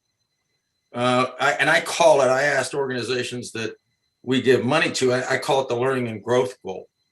Okay, for your organization this next year, what's some learning and growth goals inside your organizations? So, and the other thing is, and we're going to go through it, is, most companies don't last 3 generations. It's usually a father, they hand it off to a kid in family businesses. In the corporate world, there's 27 of the original Fortune 500 still in business. So you ask yourself, where did they all go? We forget that most companies don't make it 3 generations, when we consider generation about 20 years. So, and what's funny about you leaving, I mean, that's not funny, I'm gonna imply that, but the hardest transition for most organizations is between 2nd generation owners and 3rd generation owners, or when you have somebody whose name's not on the door, or is the 3rd person in line, it's that 40. And so that's where open space is sort of at. And I think the reason this strikes home, and Paula, you triggered this, I'll blame Paula for this, and that is when you were hired, Eric, I'll tell you a quick story. Sue Cass, Gordon Pedro, and I were a little late. You, Therese, and the individual from New Orleans were presenting that day. You gave your presentation on the invasive weed thing. Do you remember that? Mm-hmm. We were in the back giving you the finger and mooning you and trying to throw you off a little bit. But the reason that we were standing in the back was the week before I asked Ron Stewart, what's POSAC's role in the hiring of the new executive director? And he goes, don't worry about that, Jim. We've got that handled. The commissioners have that. You guys don't play a role. I found that strange. So then the 3 of us came a little late, but we were all in the parking garage. So we walked over to the courthouse together. All the seats were taken while you were presenting. So we actually stood outside, right? The 3 POSAC members watching you, Teresa and the others present. But there was no follow-up with us, right? What did you guys think? And that's, I mean, not to have an ego about it, but my point is the most significant thing in any organization is continuity, right? So to Paula, when she said about our role in setting the agenda and some things, my concern as I look at the strategies is, and I'll shut up, but it just should be the internal. In other words, I don't see the internal piece in there. I think Ernst and what you guys have done, it's like trying to, pick a flea off a tick's ear. It's hard to do strategic planning in such a big public-facing organization. But so to answer your question, I just thought the internal piece needed to be brought out a little more. Mm-hmm. Mm-hmm. Okay, great, Jim. I really appreciate that. And I'd be happy to follow up on some thoughts with respect to the sort of questions that come up in my mind as you were describing that situation, et cetera. I know we don't have time today to do it, but I'm happy to follow up on those things because I do definitely have some thoughts I can share that I think will help. Okay, thank you. If I could just jump in really quickly on that too. I mean, we do have what we're calling core groups, and there is one on organizational stewardship that's thinking about policies and procedures, so kind of more that internal focus, as well as some of the, what would I call it, maybe key issues that kind of came out of the planning process, which one of the top ones is project management and how do we do better project management. So we are working on some of that stuff, and we could present that throughout the year too. But hey, Ernst, what I'm after, don't get me wrong, and you've done a great job. This is not meant as a criticism. But what I'm after is I ought to be able to take a POSAC or I should take an org chart and we look at, are we single sourced on wildlife biologists, right? And if Jim leaves, who's Jim's replacement? If Mary's here, because if not, what I face all the time is organizations that are single source. And I tell them, think like Noah's Ark. He took 2 of everything, right? There's a biological reason for that, but there's also the practical reason is you don't put all your chips on one player and then they leave. And lots of organizations get held hostage because there's nobody to replace them. And they go, oh, what are we going to do when Jim leaves? The world's going to end. When Ron left, okay, I'll just be dead honest with you. There was a lot of people who said this to me. What are we going to do? Because Ron was sort of the George Washington of open space in some respects. So as a result, oh, Lee Iacocca, Jack Welch, I can go on and on. Everybody in those organizations, when they leave, oh, we're going to go to hell in a handcart, but we're all replaceable and life goes on. But it only goes on and continuity only occurs if you do it. So I do think internally that conversation around succession planning at all levels of the organization, Blevin, you, anybody leaves, who's the replacement? Do we know that? What are we doing to help them get ready to prepare it so we're never held hostage? Okay, so that's what I was at. That's great, and which makes me Thomas Jefferson, which I not bad. That's not a bad company. That's not bad company. But I do think some of the stuff I'm going to present on Vision 2025 may help with the thought of what is the continuity and where are we going for the next 5 years. Yeah, good. Thank you. Mm-hmm. Others? Okay, so then the other short thing that I wanted to touch on was Vision 2020, because we're coming to the sort of conclusion of the 5-year Vision 2020, so spanning 2016 to 2020 activities, which was approved almost 5 years ago. And as is in your memo, Tina went through our internal scorekeeping framework that keeps track of the goals and the performance measures and the projects. And there were 9 goals, A through I. They had 45 objectives, and then there were 356 performance and measures associated with them. And she did a tally to show what percentage of those items were completed. And I think, the lowest, I'm just looking at my copy, the lowest was 70%, the highest was 100%, and most everybody is in the 80s and 90s.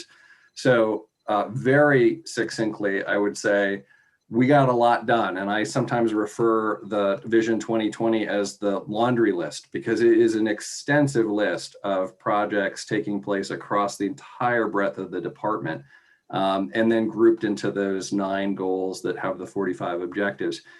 So we are finishing tallying that, and staff, Tina and one of our other staff, are working to put that into a format that we're going to test drive at our April 8th all staff meeting, and then probably tweak it a little bit and then bring it to you either in April or in May to try to wrap it up and say, here's what we got accomplished over that 5-year time span. Here's any areas that we fell short and why, et cetera. So want to, bring that to a conclusion so that we can report out, here's what was approved by POSAC and by the board, and here's what we've gotten done in the 5 years since. And so our attention is now turning to, what does Vision 2025 look like using the same 5-year span? And we're still in the formulation stage, but I wanted to just bring you in on our thinking now and get any input you might have, like Jim just provided, that we could figure out how to try to incorporate before we bring you a final proposal for what Vision 2025 we think should look like for the department, and then get your recommendation and then take that to the board. So generally speaking, I have 2 thoughts about how we could improve upon Vision 2020. One is an internal process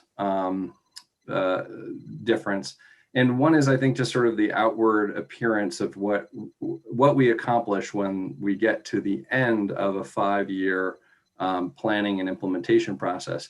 When I joined the department, it was shortly after the Vision 2020 plan had been approved by the board, and staff were really just starting to dive into what does implementation look like. And I talked to a lot of staff about how they felt about that internal process. And there was a fair amount of constructive criticism about how it could have been done better. It felt to a lot of staff that they were asked to throw some stuff on the page of things they thought they could get done in the next 5 years. It went into a little bit of a black box in some of the political process and out spit, and here's what we're going to do, without a lot of back and forth with the staff. So some staff were quite surprised by what came out of the meat grinder at the end. If it said, hey, we're going to increase volunteership by 10%, and that's what the staff put forward as what they thought was accomplishable. The result that came out of the process might have been, and we're going to increase it by 20%, which raises a lot of questions in the minds of staff. Oh boy, where was the disconnect? And now what do we need to do to really change that and change what we're doing in order to achieve that different objective? So I think there is a fair amount of concern about how the sausage making process happened in order to get the formalized Vision 2020. And that's something that I definitely don't want to repeat. And I think that a lot of how we have approached strategic planning in the department has been from very much of a bottom-up approach and getting engagement and participation from all of the staff who want to participate, rather than it being a top-down and here's what we're going to do, because there's so much expertise and knowledge and experience throughout the department that if we're not drawing from that, I'm confident that we're not being the strongest department that we can be. So procedurally, I think we want to approach this a little differently so that it doesn't just come out as a long laundry list of tasks to check boxes. And that gets to the second thing that I think we want to try to improve upon. And that is that when we are done with the 5 years, when we've put our heart and soul and backs into the work for 5 years, is the outcome a large laundry list of items that have been checked and that we're proud of, but perhaps don't move the needle on big, important issues because they are really more just a collection of different activities happening across the range of the department. And so that gets to the format that we're working with now to propose as what Vision 2025 would look like. And I'm going to pull up, just going to share my screen so that you are refreshed and anybody from the public can also see how we are approaching this. Sorry, I'm constantly going back and forth between Zoom and Teams meetings, so I have to always remember where are the buttons on these things. This one. So hopefully you can see that bottom part of the staff memo. And Ernst, I can see you, so if you can give me a thumbs up that everything is good, great. So what you can see right here is maybe a little bit of a change in format to highlight these 4 themes that emerged from our strategic planning effort. So the work that Tina and Ernst did in 2020 and that Ernst did in 2019 that really got us DFC's goals, strategies, objectives, as well as starting to formulate some core teams that work across the department or across the silos of individual work groups. These are 4 themes that repeatedly emerged from the conversations and work that were happening at the work group level in particular. And so if you were to look at a lot of the sausage making that went on to help each individual work group refine its vision for what they want to accomplish for their particular resource value, whether it's plant communities, how we ranger, how we do education and outreach, how we preserve historic buildings, how we support and conduct agriculture. Across all of those conversations, these 4 areas kept bubbling up time and time again. And It's something that Ernst worked to try to resolve, like sort of gravitationally pull the different ideas and different ways that people were framing their issues into, sort of 4 lenses or themes that are overarching for much of the department. And so resilience, which includes climate change adaptation, how we respond to natural disasters, how we deal with shifting demographics and things like the pandemic. That's resilience. Cultural responsiveness and inclusion, we just had a whole presentation and discussion about a lot of that. Safety is not something we've talked about today at POSAC, but it's been something that we have focused on much more in the last few years than I would say probably in the aggregate of the department's history. And it's something that is uppermost in the minds of many of our staff. And then lastly, the maintenance backlog. And Jim, you talked a little bit about this, the industrial fields of thistle, wherever they might be. There is no doubt that with the department's focus on acquisitions for the first 40 years of its history, there has been a strong focus on that. And face it, in the beginning, we didn't have anything to maintain. We were just starting to build a portfolio. Now we have a very substantial portfolio. Sometimes when things come into the portfolio, they already come with a maintenance backlog, or we simply have not kept up with the work as that portfolio has expanded, whether that's maintaining trails or restoring habitat. So these are the 4 areas that, as we think about how we might describe Vision 2025, so that when we get to the end of the next 5-year period, we can point back to activities that have happened across the department under these categories. And my hope would be that we can say we move the needle on things like climate change, on cultural responsiveness and inclusion, on staff safety and public safety, on chipping away in an organized way on the maintenance backlog. And those are themes that I think if we highlight now and organize the work of the department, if you will, into those categories, that I think we can get to the end of the next 5-year vision period and honestly feel great that collectively our individual and group efforts have really collaborated together to achieve some meaningful progress on meaningful values. And these are the themes that really kind of consolidated or came out from all of the conversations that were happening throughout the department as part of the strategic planning process. So while the old model was a little bit more of, here's a giant laundry list of what everybody is going to accomplish, this would be more of a consolidated, here's what's happening throughout the department under these key themes, with the purpose of moving the needle on those issues over the next 5 years. So I'm going to stop sharing this one, old share, sorry. And I'm going to share, well, that's interesting. It's not popping up on my screen. I may have to find it a different way. Oh, I know where it is. And I want to show just very briefly a spreadsheet that Tina put together earlier this week that might sort of paint a picture of how we coalesce information from around the department. And there it is. And so this is very rough because we are still in the development stages of how exactly we will implement this. But here are the four themes of resilience, cultural responsiveness, inclusion, safety, and maintenance backlog.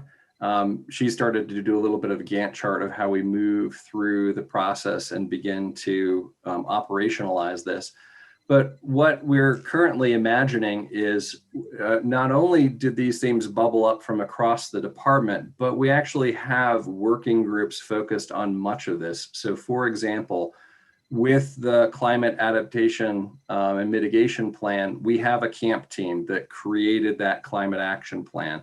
So that would be obvious place to start to say, all right, if we want to move the needle under resilience on climate action, what are the things that we want to tackle out of that plan in the next 5 years and knock them out? Same thing with our internal CRE team who've been working on the CRISP that we just discussed. We have a safety committee that is that only in the last couple of months received an external assessment department-wide of safety in our department. So they're working to figure out, okay, so now we have a big picture with specific recommendations. How do we want to start chipping away at that and improve safety in the department?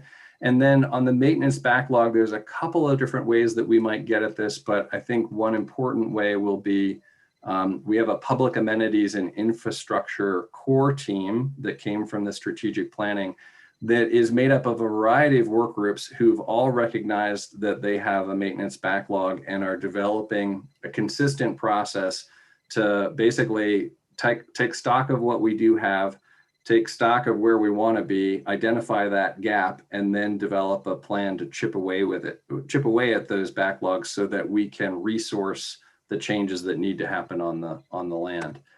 So that is the general gist of how I think we're trying to approach Vision 2025 differently than how we've approached Vision 2020. And again, I hope it will get us to a point where we feel it's less of a laundry list of things that we're all trying to happen across the department. All of that work is important and valuable, but coalesce it under the themes that the staff continue to articulate in different parts of the department throughout the strategic planning process, so we can focus on those areas like safety or CRISP and really feel after 5 years the sum of our activities have really changed how we're engaging the community, or how staff safety is implemented across all of our different activities, how we've implemented our climate action plan, et cetera. So that's the gist of it. And so I just want to give you a little bit of preview and see if there are any additional comments. I appreciated Jim's from the beginning, and that's something that Ernst and Tina and I can take back and think about as we think about how to continue to morph this draft strategy that I just presented. POSAC members, we'll open it up. Yeah, Trace Baker here. Thank you, Eric. Was looking at the safety issue that you brought up, and has there been an increasing trend in incidents requiring response, or was this some other driver that put this on the list? Well, to be honest, the driver, I think at a lot of levels, was in 2017. We tragically lost one of our staff on a workplace accident that was preventable, and new policies in place would prevent that from happening. That really sharpened our focus on the fact that we are not as safe an organization, and that our culture of safety doesn't match what other organizations have. And that's something that I was starting to hear when I started, because at that time we were still more fully enmeshed in flood recovery. And a lot of our term employees were coming from other organizations like the National Park Service or engineering firms. And they would make consistent comments like, people don't pay attention to safety here at parks the way my old organization did. And so those things combine to really focus our attention on the fact that we need to become a safer organization to prevent any kind of future serious injury. And so we have a safety committee. We've done the external assessment. The county has actually stepped its game up on risk management and added a countywide safety officer. And I'm pleased to say I don't think that would have happened if we weren't helping to drive the bus and say safety needs to be a bigger priority for this county. So it's a priority for this department, and I think all of our staff expect us to make changes that will make them safer and enable them to help their colleagues be safer too. Thank you, Eric. Others? Hey, Eric, this is Tony. On sticking with the safety theme, you bifurcated it for a moment and said safety of our staff and safety of the public. I just want to say those are two really different things. They're both important. They're both safety. But as you lay this out, I guess I just want to be really clear as a POSAC member that if we're really talking staff safety, awesome.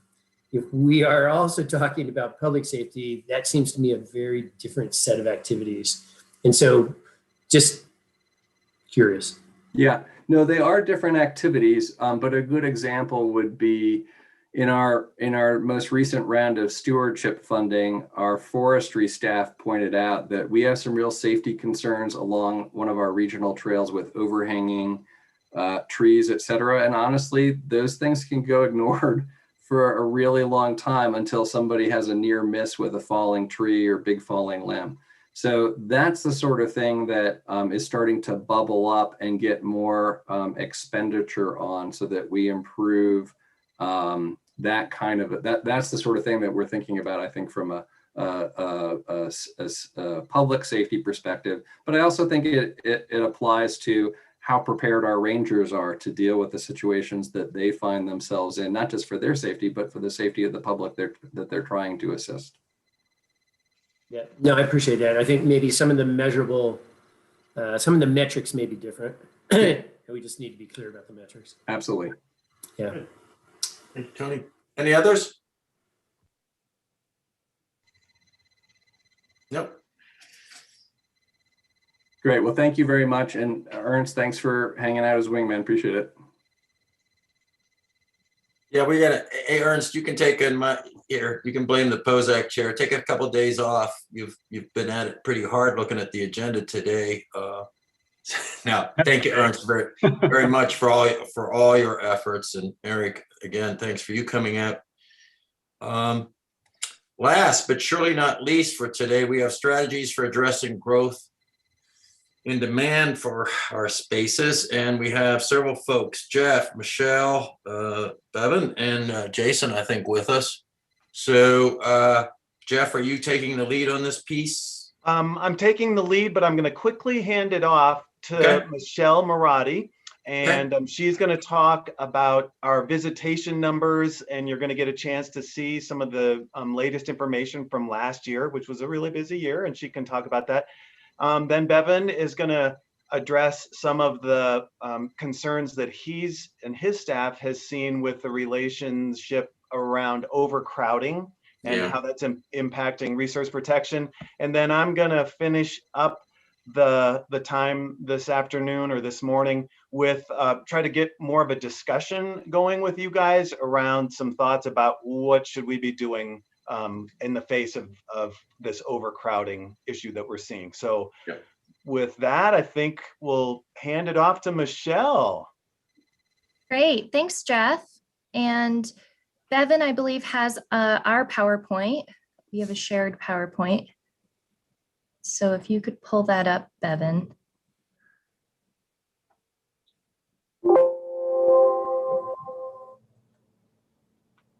How are we looking, Michelle? Is it up? It looks up to me. It looks great. Everyone else see it? Okay, great.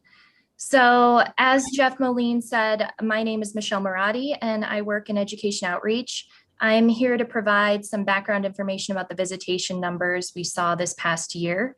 And I briefly want to mention that I was able to experience firsthand the dramatic increase in visitation in 2020 as I supervised E&O patrol staff and staff trailhead parking lots and went on park patrol myself. Also, I wanted to mention that Ranger Aaron Hartnett and I, we coordinate together the Volunteer Ranger Corps program. And those volunteers remained active through the entirety of the pandemic with some modifications to make sure the volunteers felt safe. And their patrol hours actually increased from 2019. So they were also a huge help in monitoring the situation out in the parks. Okay, I just wanted to say that. And so now let's get started. If you could go to the next slide, Bevan. So the department has generally experienced an upward trend in visitation over time. We have variation with some years less busy than others, but overall parks are seeing increased visitation. And that's to be expected as the population of Colorado has also been growing over time. But our parks have never been so busy as they were in 2020. And we had the extra challenge of safety due to the pandemic. So we used a lot of different strategies to manage the increased visitor use, and Jeff's going to talk about that. But last year, our estimated number of visits was 2.1 million. So that is 1 million more visits than we had 10 years ago in 2010. More dramatically, we had 640,000 more visitors than in 2019. So that's an increase of 44% in 1 year. About 5 years ago, we purchased Traffic's brand counters in order to improve the accuracy of our data collection efforts. And we use a combination of vehicle and trail counters to estimate visitation. We had a total of 39 deployed last year. Previously, our counters only recorded a total number and they were checked monthly, but these new counters, they timestamp data to the hour. So we're able to capture visitation in more detail and better identify trends. So let's take a look at some of the trends we saw last year on the next slide. Okay, thanks, Bevan. Summer was the busiest season of the year, which it typically is. However, what I think is more interesting is the fact that the months of March, April, and May were a close second with 420,000 visits. And I only looked back 5 years, but spring months in 2020 were busier than any spring or summer season I looked at in previous years. Yeah. So the busiest month of the year was May, but we'll look at the individual months on the next slide. The busiest week of the year was May 25th to May 31st, which is the week of Memorial Day. The busiest day of the year was on a Sunday in May when we had 10,700 visits. For comparison, the busiest day in 2019 was 6,000 visits. So our busiest day this past year was 76% busier than in 2019. It's also important to note that we get 40% of all our visitation on the weekends. So those are very busy days. And then lastly, overall for the entire year, the busiest hour of the day was 11 a.m. However, we found during the summer months that people just kept arriving earlier and earlier to the trailheads as they were getting busier. And so we found they were filling up before 8 a.m. Now let's go to the next slide to look at the monthly visitation. Okay, so this slide compares monthly visitation in 2020 versus 2019. I know it has a lot of numbers, but I also know some people out there really like numbers. If you're not one of those people, just sit back and I'll talk you through it. But I wanted to put this slide here because I think it's important to talk about the events of this year to give the numbers context for what we were seeing with visitation. So it all starts in March, right? In March, everything was under flux due to the pandemic and trails were viewed as a safe outlet. And that's also when the stay-at-home order also went into effect, and outdoor recreation was listed as a critical activity. So also in late March, Rocky Mountain National Park closed for 2 months. And then when they reopened, they had a timed entry system limiting visitation. And we don't know how that if it directly impacted visitation to our parks, but I feel like it's important to note that it was closed. So March was really the beginning of when we started to see a real growth in demand and new visitors coming to our park. And we really were seeing the greatest increase at trailheads on the plains in March and April. So those trails are close to home, which we were actually encouraging people to stay close to home. So they were listening to us. And they're typically wider, which allows for easier social distancing. And then some of our higher trails were still snow-packed. For example, Carolyn Holmberg Preserve, we actually saw 14,000 visits in March, which is an increase of 164% from the previous year. And then in April, we saw 16,000 visits there as well, which was 153% increase. So Carolyn Holmberg was very busy. Also in the spring, in April and May, we had some full park muddy trail closures at Rabbit Hall and Heil. So if that hadn't been the case, I imagine the percent increase that you see here for April and May would be even higher than the 46 and 36% that we saw. So then come May, that's the circled busiest month of the year, and the stay-at-home order was lifted. Trails were no longer muddy, less snow. And we are still seeing big numbers on the plains. So Flag Park had a 317% increase at that time. But now we were also getting big numbers pretty much everywhere. So we were having trailheads overflowing at Walker, Hall, Heil, Rabbit, Pella, Mud Lake. And things continued to be really busy throughout the summer at all of our parks. You can see those are high visitation numbers throughout the summer. And because the summer was hot and dry, by the fall, there was a drought. And as you all know, we had huge wildfires in the fall. The 3 largest wildfires in state history happened in 2020. And then we had the Calwood fire and Left Hand Canyon fires in Boulder County. So the air quality was very poor in August, September, and October. So you can see those numbers, we got like a little bit of a break with visitation, but still 30 to 35% above the previous year. And the Calwood fire in October closed Heil Valley Ranch, and the southern portion of the trailhead is still closed, although we were able to open the Picture Rock Trailhead on December 4th, which I'm sure you all know. And I think it's interesting to note the end of October, beginning of November, a lot of our properties were closed, even with those high numbers. A lot of our properties were closed in accord with U.S. Forest Service closures of the Arapahoe and Roosevelt National Forests. So there were those closures. Rocky Mountain National Park was closed due to the East Troublesome fire. So then kind of the second week of November, everything reopened. And then you can see November, December, 83% increase in November, 106% increase in December. Our parks were really busy again because there was no smoke, and the weather ended up being really beautiful in November and December. Although maybe not if you're a big skier. It's pretty dry. I was really hoping to do some skiing, but it was dry during that time. So that's a brief summary of the year. And next I want to look at visitation by location. Great, thanks, Bevan. So this slide shows visits at properties where we have counters, and it's listed from the busiest at the top to the least busy at the bottom. And I think this slide just reiterates how busy those Plains properties were this year, including Pella Crossing, Walden Ponds, Carolyn Holmberg Preserve, and Loggerman. Pella Crossing, it was also the busiest park in 2019, so it's a very busy place. However, I want to mention that just because a trailhead is a little lower on the list doesn't mean we didn't experience some parking or crowding concerns at that location. These are the minimum estimated number of visits. So some properties, they may have entrances where we don't capture everybody if there's a certain, spur trail without a counter. But also at a couple locations with vehicle counters, thinking like Walker Ranch and Caribou Ranch, when trailheads were overflowing, we had people that were stationed at the trailheads, and they ended up having to turn people away or ask them to park legally on the roadside nearby. And so those people did not travel through the trailhead, and those locations specifically have vehicle counters, so they were not counted. And I have one more slide to share.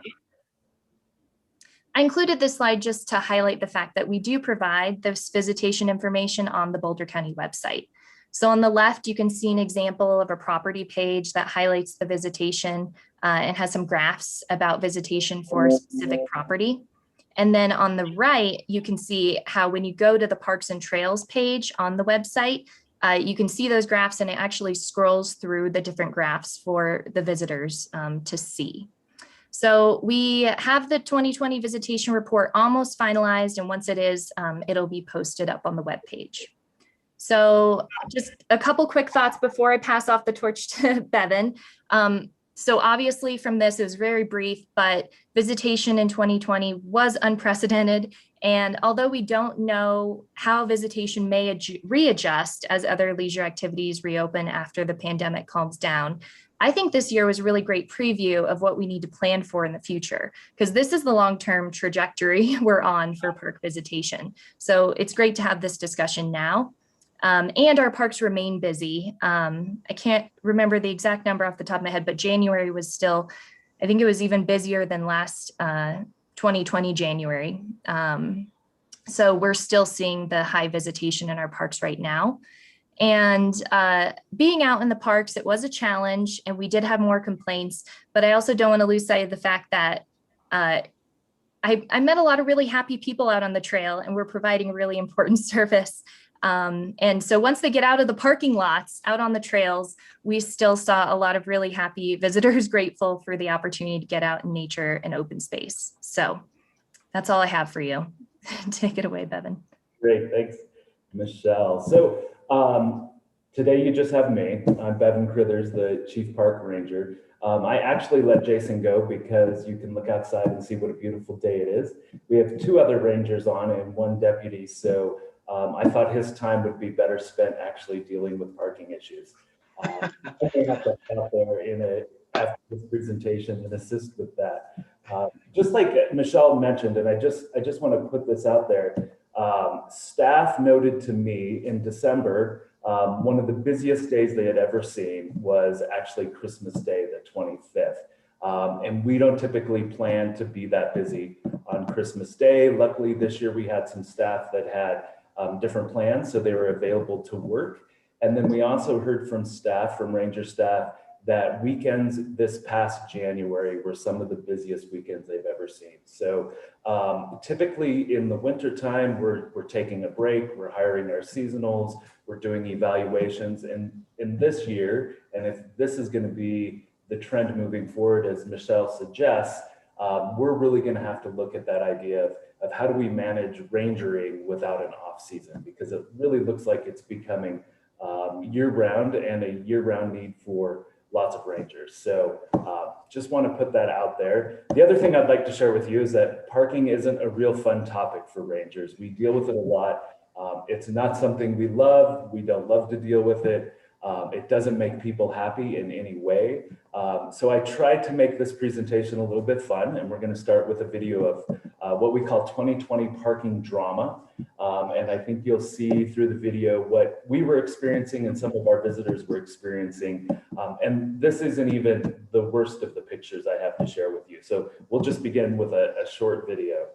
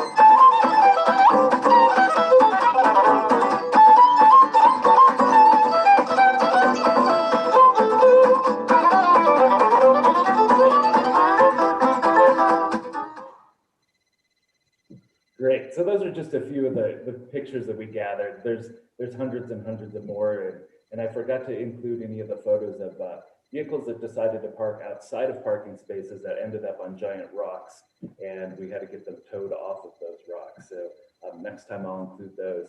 The other thing I wanted to show you was just some of the pass-on information we have from the Rangers. We use a Teams chat to share information with each other every day. So I decided to take a few of those little snippets that we were passing on to each other about parking. You can see a few here. I'll read a few. This one says, Rock Creek Farm, Loggerman and Colton, Walden were all full today. Pella and Heatherwood were overflowing. Another one, all trailheads at Heil Ranch were at capacity by 9 o'clock and did not start to have available spaces until 1:30. I think that just shows that our parks fill up early, they stay full through the day, and as people come in, we don't have places to put them, especially when the roadside parking fills as well. This is kind of a funny one from our ranger up at Hesse, who wrote, under 400 vehicles contacted today at Hesse. So just note that he says under 400 vehicles contacted, and that's an exclamation point, as in a really good day up there. And then finally, something that you often don't hear about is we spend a lot of time in court, and recently we've spent a lot of time with parking tickets. This ranger writes, I won my parking ticket case at court today, but barely. The judge would like to see more no parking signs along the road at Walden Pond. So as parking issues increase, we increase the number of tickets. We get increases in the number of cases we have to take to court, and it just goes on and on. So everyone in the county is really affected by those parking issues. This is just a quick graph to show you where we are with parking citations issued. So in 2016, we wrote 359 parking citations. We had a little blip in 2017. I believe that was one of the years that we added new parking regulations at the Hesse trailhead. So it took people a little while to get used to that. And then you can see from 2020, which goes exactly along with our visitor data, we wrote 841 parking citations. And that's a significant amount. And we were probably in court at least 10 times this fall dealing with tickets from individuals that wanted to see a judge to ask about our parking enforcement. Not only do we have significant issues within our parking lots, and like Michelle said, we use volunteers and E&O staff to help us in those parking lots, but once our lots are full, we have to provide information for people on where they can go. Most of the time that's onto a county road adjacent to the park, or when those are full, we send them hopefully to other parks or home to come back at another time. These were some significant parking issues we had on county roads, and we're actually working with Public Works right now to address this because it really impacts neighbors, so and those traveling on the road. So not only are we impacting visitors and ranger staff and other open space staff, but then we begin to impact neighbors and other people trying to travel on county roads. We saw the most impact on Wagon Road and Fifth Street at Ronsford Reserve at Rabbit Hunt. If you've ever been out there, probably witnessed the traffic along 55th. 75th Street at Pella Crossing, which is actually our most concerning location just because of the amount of traffic, the number of bicyclists, and that's actually a pretty narrow section of County Road. Deer Canyon Road at High Valley Ranch, Flagstaff Road and Bison Road at Walker Ranch. We're working with Public Works and OSMP on addressing that. And then finally, Eldorado Avenue at the Hesse Trailhead has been significantly impacted by the Hesse Trailhead and 4th of July trailheads. Here's some of the management measures that we took in 2020 and that we will continue in 2021. Most of this happened on the fly. Like any business, we couldn't plan for COVID. We couldn't plan for the additional use as it occurred. But these are all things that we did. So signs, social media, and Facebook were used widely and every day to let people know about parking issues. The Rangers actually made shift adjustments. So we worked overtime schedules. We changed our schedule so that we had more people on when the park's filled and then more folks on later in the day to write all those parking tickets. We had seasonal rangers that really did parking enforcement for their entire summer. So 2 that were utilized up at the Hesse Trailhead in conjunction with the sheriff's deputy, and then other seasonal rangers that worked with E&O and our trailhead ambassadors just to deal with parking issues. As Michelle mentioned, she supervised the trailhead ambassador program. And those folks probably saved us from writing, I could probably estimate 1,200 to 1,500 parking tickets if we didn't have the trailhead ambassadors working there to direct people where to park. We also, of course, had assistance from the Sheriff's Office and Public Works. When schools closed, we were assigned 2 school resource officers that came over to help us with parks, parking enforcement, and some Forest Service trailheads. We also had countywide coordination for the first time on visitor use. So we met with all the other recreation districts like the Forest Service, OSMP, and we coordinated every week on what we could do about parking in different areas. Of course, we had the shuttle up at Hesse. There was a shuttle at Brainerd and also a shuttle for El Dorado Canyon State Park. We had road closures for the first time. So we actually closed roads adjacent to Netherland High School so that we could park folks trying to get to Hesse at Netherland High School, have them ride to the shuttle, and the road into Eldora was only open for residents. And then finally, just recently in the last few months, we were able to add 2 parking lot cameras that should be able to assist rangers to monitor parking remotely, and then also to help visitors look at the trailheads that they wish to go to. So these 2 pictures on this slide will show you. The top picture is a few days ago up at Walker Ranch at the main trailhead, and the bottom pictures from, I believe that's Wednesday at the Colton trailhead. So we can actually look at these, visitors can look at these cameras and get an idea of what parking looks like. And rangers are hopeful that we'll be able to add some more parking lot cameras in the future. The other great thing about these cameras is if, as cases that occur or vehicle break-ins, we can use some of the video footage to help us identify those criminal actions as well.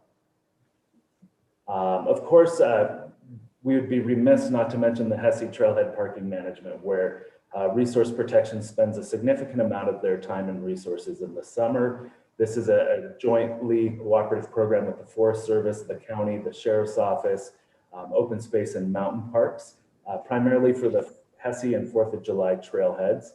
We utilize shuttles, roadblocks, ranger patrols at both of those locations. We have 54 parking spots at the Hesse trailhead and 74 parking spots at 4th of July. And typically, we're seeing now after 2020 that these parking spots fill somewhere between about 5:30 a.m. and 6:30 a.m. And then they stay full till about noon when we see another changeover and more visitors start to come and try to park as well. So big changes in the times that people are recreating. So as Michelle suggested, people are really learning when they can go to parks, which is making it more difficult for us to staff much longer days. Up at Hesse, we utilized 4 shuttles this year. There's 6 riders on each shuttle, and those were on Saturday, Sunday, and holidays. This year, we're going to continue probably with 3 to 4 shuttles. Hopefully, with COVID restrictions lifted, they'll be full, and we're going to actually add Fridays to that schedule because as many of you that ski or do other recreational activities on Fridays, I think the new COVID home officing has changed recreation, and we say Friday's the new Saturday. So we are going to add Fridays. Just some real fun, interesting facts. On September 7th, the Sheriff's Deputy and Ranger turned away 900 vehicles. So these were vehicles that were trying to access the Hesse trailhead without going through the shuttle, and they turned away 900. Over the shuttle season, Rangers and deputies turned away 12,000 vehicles. The longest wait for a parking spot, if individuals wanted, they could wait at Netherland High School and get a parking spot. The longest wait was 3 hours so that somebody could get a parking spot at the 4th of July trailhead. We never thought that would happen. And then finally, from about, I believe it was July 3rd until the first week October, there was 17,081 trail users at the Hesse trailhead and 8,171 shuttle riders. So that's a big success. It's somewhere in the neighborhood about 46% of the people that visited the trailhead, the Hesse trailhead alone, utilized the shuttle. So our transportation folks thought that was very, very successful. Just want to talk a little bit about the impacts of parking on staff and visitors. We absolutely know what the impacts are on our visitors. It does change the recreational experience, but there's a big impact on staff as well. There's less time for rangers and E&O to be out on the trails, less time for education and outreach activities.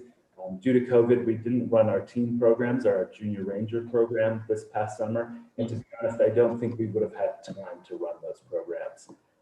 We see an increased response time for emergency calls. So when we have full parking lots, full county roads, we're dealing with parking issues, the time for us to respond to emergency calls is longer. There's fewer park visits per ranger. Like I mentioned before, there's a significant increase in administrative tasks and time in court. Every parking ticket that we write, there's a picture that's taken of the vehicle. There's a brief report that's written for that incident. It's all put into a database, and then we have to send that to the sheriff's office. And for 841 citations, that's a significant amount of time for rangers, and then well as the folks at the sheriff's office that help put these tickets on court dockets. You know, there's less time for us to patrol the backcountry. So those mountain properties that we love, that don't have parking lots, we just can't get to them. We see a decrease in job satisfaction. I heard from rangers, especially our seasonal rangers and E&O employees, that they don't like being parking lot attendants. It's not fun. And finally, there's more unpleasant contacts at trailheads for staff and visitors. So if many of you were out at our trailheads this summer during these really busy days, it looks like it's especially May or Christmas Day, it just might have been really unpleasant for you at the trailhead. But we know that as soon as people get out onto the trails, crowding decreases, they have a wonderful visit, they really enjoy our parks, but it's really that conflict that we see at the trailhead parking visits that's causing some issues. All right. Hey, Bevan, this is Jim Krug. Thank you very much. And hats off to you guys for dealing with that kind of increase the past year. I spent this past week with the Georgia Department of Natural Resources, and Wednesday afternoon, got to sit down with about 50 park rangers for the state. And so this, Bevan, is either going to make you feel good or bad. You ready? I'm just going to ask you, have you seen, here's what they told me, they've seen at 37 Georgia state parks the past year, okay? If you're not there by 6:30 a.m., don't go. It's already full. And they do sunrise to sunset, but their complaint was people have gotten very creative about what time sunset and sunrise is in the state of Georgia. And so they've seen a lot of that. The other one is, if I'm your friend, Bevan, I say to you, hey, Bevan, you go ahead and sleep in. I'll go to the parking lot and get us both a parking spot, but I'm not going to I'm going to parallel park across 3 spots, right? And so by the time the rangers get there and they ask them what they're doing, they say, oh, it was dark when I pulled in. Do I have to park straight in? And in fact, what they're doing is saving a parking spot for their friends. The other thing is they're spending a lot of money towing cars out at night. So you and I are going to hike on Saturday. So Friday afternoon, we go up to, say, Hesse or wherever, and we both drive. I leave my car overnight. And so I got a parking spot the next day.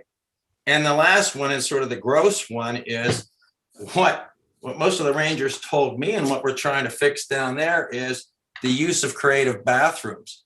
Because of COVID, the restrooms were closed, right? So people thought, well, there's the restroom. Well, let's just expand the restroom to 2 or 3 feet around the restroom and just leave it. And so again, I don't mean to make you feel good or bad, but that's what they're seeing down there. Is that and what I started to see in a lot of your stuff is the same thing, right? Yeah, it's absolutely the same thing.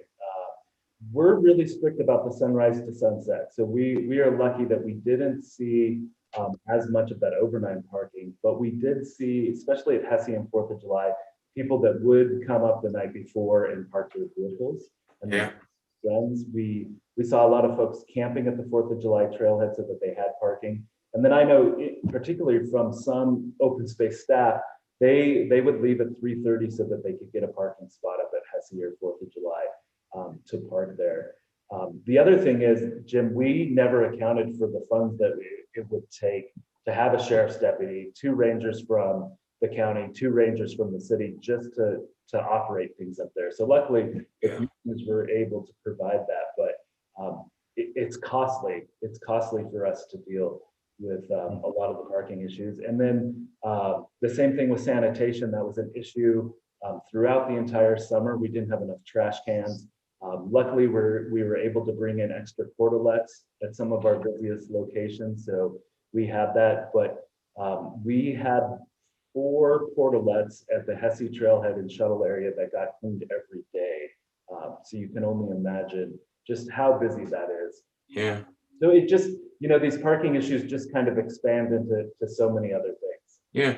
Hey, and the only other comment I'll throw it out is that to the other POSAC members is that, Michelle, in your presentation, and I don't want V to think I'm trying to create more work for her this morning, but that 1 or 2 slides that you guys have, I understand, Michelle, you said it's on the website, but a lot of people, my daughter accuses me of being Freddie Flintstone when it comes to technology. So I tend to not to go on websites, right? But I tend to read the paper. And so again, that to me, I think that data should be out there, because I get it all the time. I get people, Bevan, who will say to me, there's 100% more people on the trail this year, Jim, than there were last summer. Or hey, it's not as crowded as everybody thinks. But again, to sort of level the expectations, I think that 1 or 2 slides that you had, Michelle, at the start of your presentation, I think those are very powerful for people to sort of realize what we're up against on the trail system.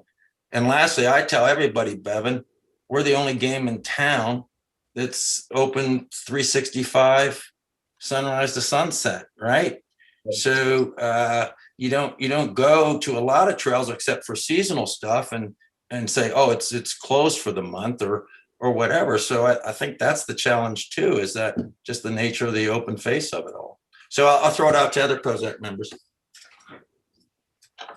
I have a couple of observations. And first, Bevan, I'm sure this is why you went to all the education and training, so you could be a parking enforcement guy, right? Lots of job satisfaction there. I wonder how much COVID is affecting it. I mean, I'd hate to go all out, building bigger parking lots, expanding everything wholeheartedly without knowing if some of these numbers are just going to naturally decline after we get out in the world a little bit more. So just a bit of caution on that. I love your cameras. I think that's good. I didn't know about that. That is on your website, is that correct? Okay, maybe making that more available. I was also wondering about, I think Facebook is a really poor place to put updates on stuff. I get lots of, information on Facebook, but it's never timely. Sometimes it comes in that night, the next day, whatever. It doesn't necessarily pop up right away. I'm thinking, like when you go to a restaurant, you can, on the Google app, you can see what their likely busy times are. And that might be a good thing to put either there or maybe on the BOCO Trails app. Somehow, I know that the conditions change much more rapidly than what you can get to, but at least you could put that high-low time of day averages so that people have a little more awareness going in. And then benches. If there are places like Hesse Trailhead or other places where people are just going to sit and wait for a shuttle, there are elderly people that need to get out there and they cannot be on their feet for hours and hours and hours. So I think that's something that, and I think generally Boulder County, City of Boulder is terrible. I think they're one of the worst ones around, but Boulder County, I think, does a reasonably good job with that, but I think that would be a place to target with some more benches. And then finally on just any kind of capital improvements, building bigger, if this is something that looks like it's going to stay, or having overflow lots that can be closed down during lower times, maybe utilizing some of the horse trailer lots for certain times of day. If those are not being utilized, I've seen a lot of frustration at Rabbit when the trailer lot is completely empty and there's no spaces in the parking lot. So that's what I got. But good job. It's got to be horribly frustrating. Yeah, good. Thanks, Paula. Others? Yeah, just a quick question, Bevan. obviously I don't know what you guys are stuck doing, but I was also curious in this added traffic, are you seeing with the new people that are coming in, you're having a lot more issues with just people that don't grasp the rules? I know here in Rock Creek a couple weeks ago, I chased off a couple kids who were running motorcycles down the trail, and I was just, but yeah, with all this, with the increase in people, I assume these, obviously these are people that aren't used to the trails and stuff. Or do we need to be looking at better signage and regulate, for what the rules and regulations of different areas are to kind of help with this? Yeah, good question, Scott. And first, those two motorcyclists, we got them. So that was $400 a piece. That was good. It took some effort, but we caught them in Broomfield. So that was great. I think what we really saw this year was, I think we all know that people are moving here, especially young people, especially from the Midwest. And what we saw with COVID was this real push for people to get outside and to explore where they had moved to. And we hadn't seen that before. I think people were happy being in Lodo and going out and kind of visiting close to home. But this was a big push to get out and see what was there. For some reason, Boulder County became one of those places like, hey, we've never been to Hesse at 4th of July, so let's go there.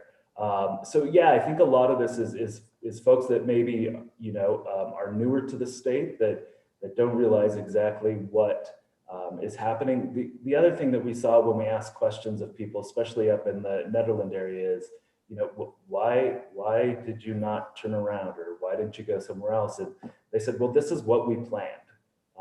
And once people have a plan, they leave Denver, the suburbs, they're going to Netherland, we can't change that. So no matter how much information we have, unless someone's there to physically turn them around and say, you can't go, we have a terrible time trying to change those behaviors. So, that's Rangers and E&O staff are just grappling with that all the time. Like, how do we change this behavior? It may be something that we can't change, and we just need to deal with more staff, more parking spots, overflow parking, those kind of things. Oh, job. You guys are doing I've been watching you all this last year. I know you guys have been dealing with a lot of extra brain damage, and we appreciate it. Thanks, Scott. I have a question for you, Bevan. And maybe it's actually for you, might be someone else, but I'm wondering, with respect to other counties like Jeffco or surrounding counties, if there's some way we could do some kind of information share on their websites so that we could put a link to our parking situation, our numbers or whatever for a particular day, so that when people are like, oh, I was going to go hiking at Jeffco, I looked at their website and they're really full, so I think I'll bounce over to Boulder, without checking our stuff. And then, but if we're having some kind of information share with the other counties that lets people know when they go to their Jeffco site, well, Boulder's full too, don't come here, or, whatever, then. Go ahead, Jen. Were you done? Sorry. No, I'm done. Yeah, no, I think that's exactly the kinds of things that we are involved in, some regional efforts. And in particular, there's a thing called NOCO Places 2050. Eric maybe might want to say a few words about that. I've also got a few more slides to go through where we can talk a little bit more about some of the strategies that we're going to look at kind of in the long term. But you raise a great point, Jen. I think one of the things that we're learning is that this is not just our, as we all know, this isn't just our issue. And so for us, just as many crowded parking lots in Boulder County, there's just as many crowded parking lots in Jeffco and Larimer. And so there really isn't any place left to kind of send people where there isn't a lot of overcrowding. So Eric, did you want to mention something about 2050? Yeah, just to let people know. So leadership from the Front Range counties, so county commissioners and Parks and Open Space directors and Forest Service, CPW, we've been meeting for probably about 2 years now on a pretty regular schedule, looking at a lot of issues related to what we're anticipating for increased use. So this started before COVID, And COVID to me is like the adage of, if you're a frog sitting in a pot of water and the temperature slowly turned up, you don't really notice it. And that's where we're headed, right? And so we're just going to boil to death. But COVID like jacked the temperature up, and we're like, oh boy, it's getting real fast. So it's put a certain level of additional urgency on this group that's really looking at twofold. How do we protect the resources that are starting to see more and more significant impacts from more and more people going into all sorts of areas? And how do we also protect the quality recreational experience that we want to be able to provide to everyone in the community? So there's also a DEI lens to it too. So those conversations are ongoing. They're going to kind of sort of wrap up from a discussion and information gathering stage this year. And we're going to be moving into how can we collaborate on changes, whether that's using common language to describe the behaviors that we want to see, like the leave no trace sorts of standards. How do we manage across borders so that people do know, like, this is filled up, but if you squeezed, the balloon could expand in some other areas. So there's a whole host of activities that we're going to be considering to try to manage across the Front Range region from basically I-70 north. Good, Stephen. Yeah, I just wanted to comment. I saw the increased numbers at Lagerman, and since I'm a neighbor to that area, there's a lot of parking now going on 61st, Prospect, and Pike. It's totally unsupervised. That's not a very wide road, and it's also creating a hazard.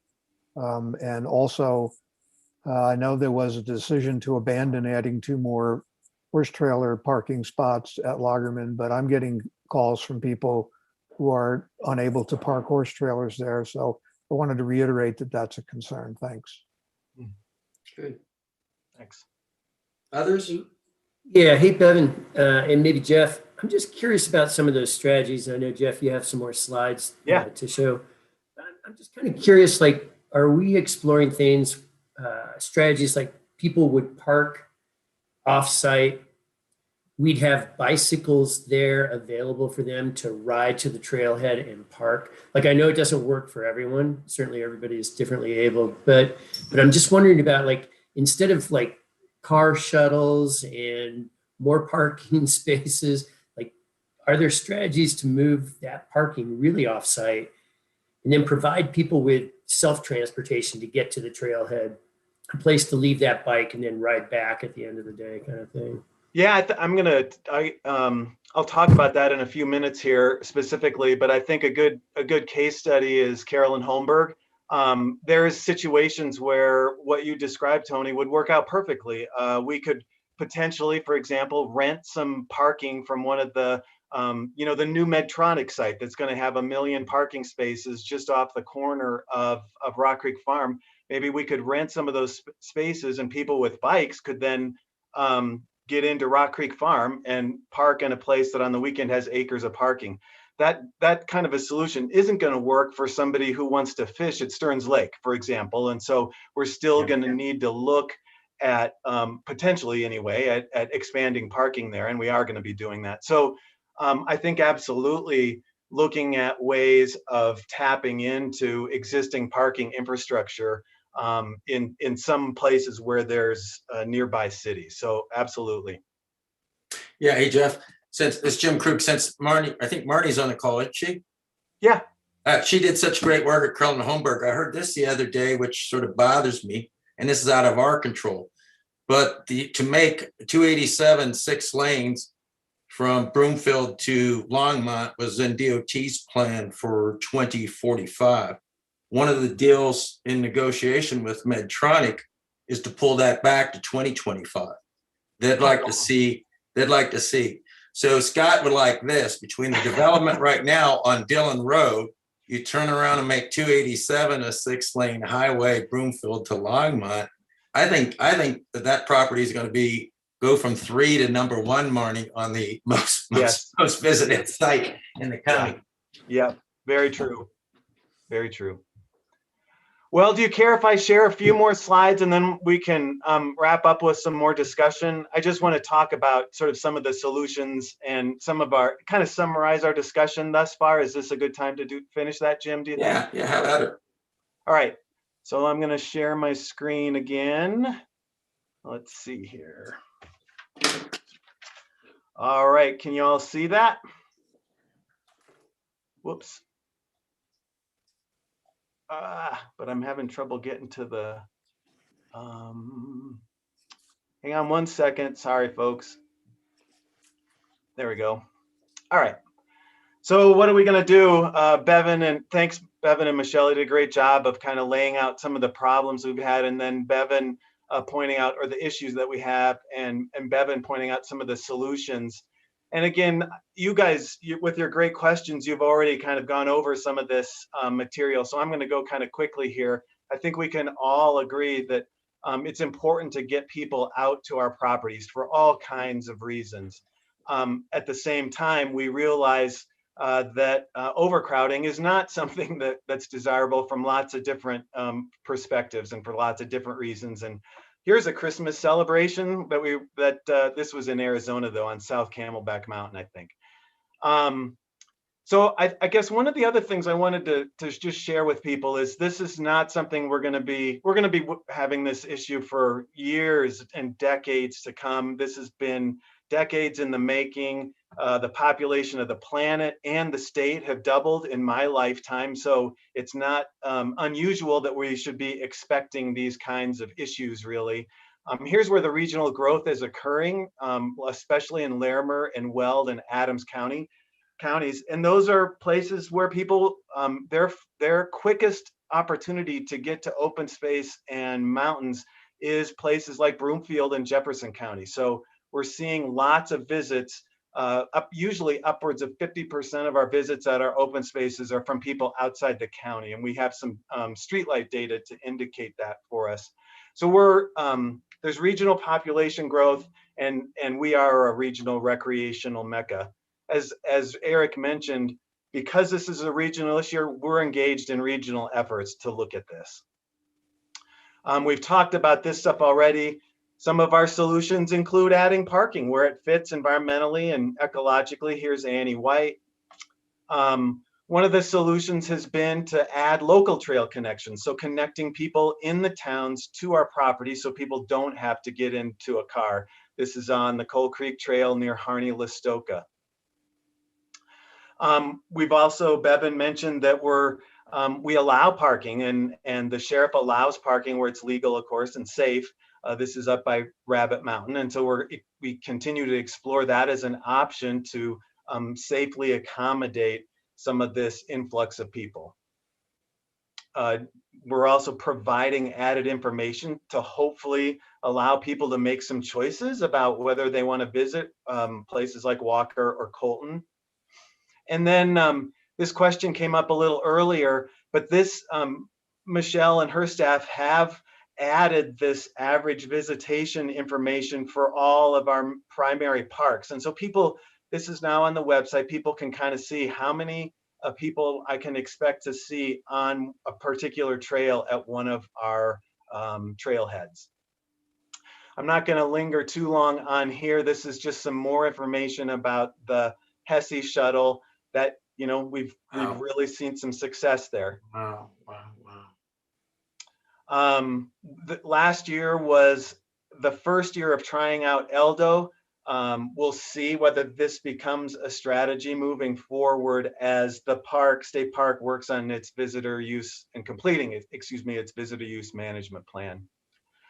So I think those are sort of the primary slides I wanted to get through. And so one of the things that our department really is going to start to consider as we approach this issue is, here are the kinds of things that we need to consider. You know, what sense does it make for a parks and open space organization to just address this issue with more parking? You know, how does that meet our climate goals, those kinds of things?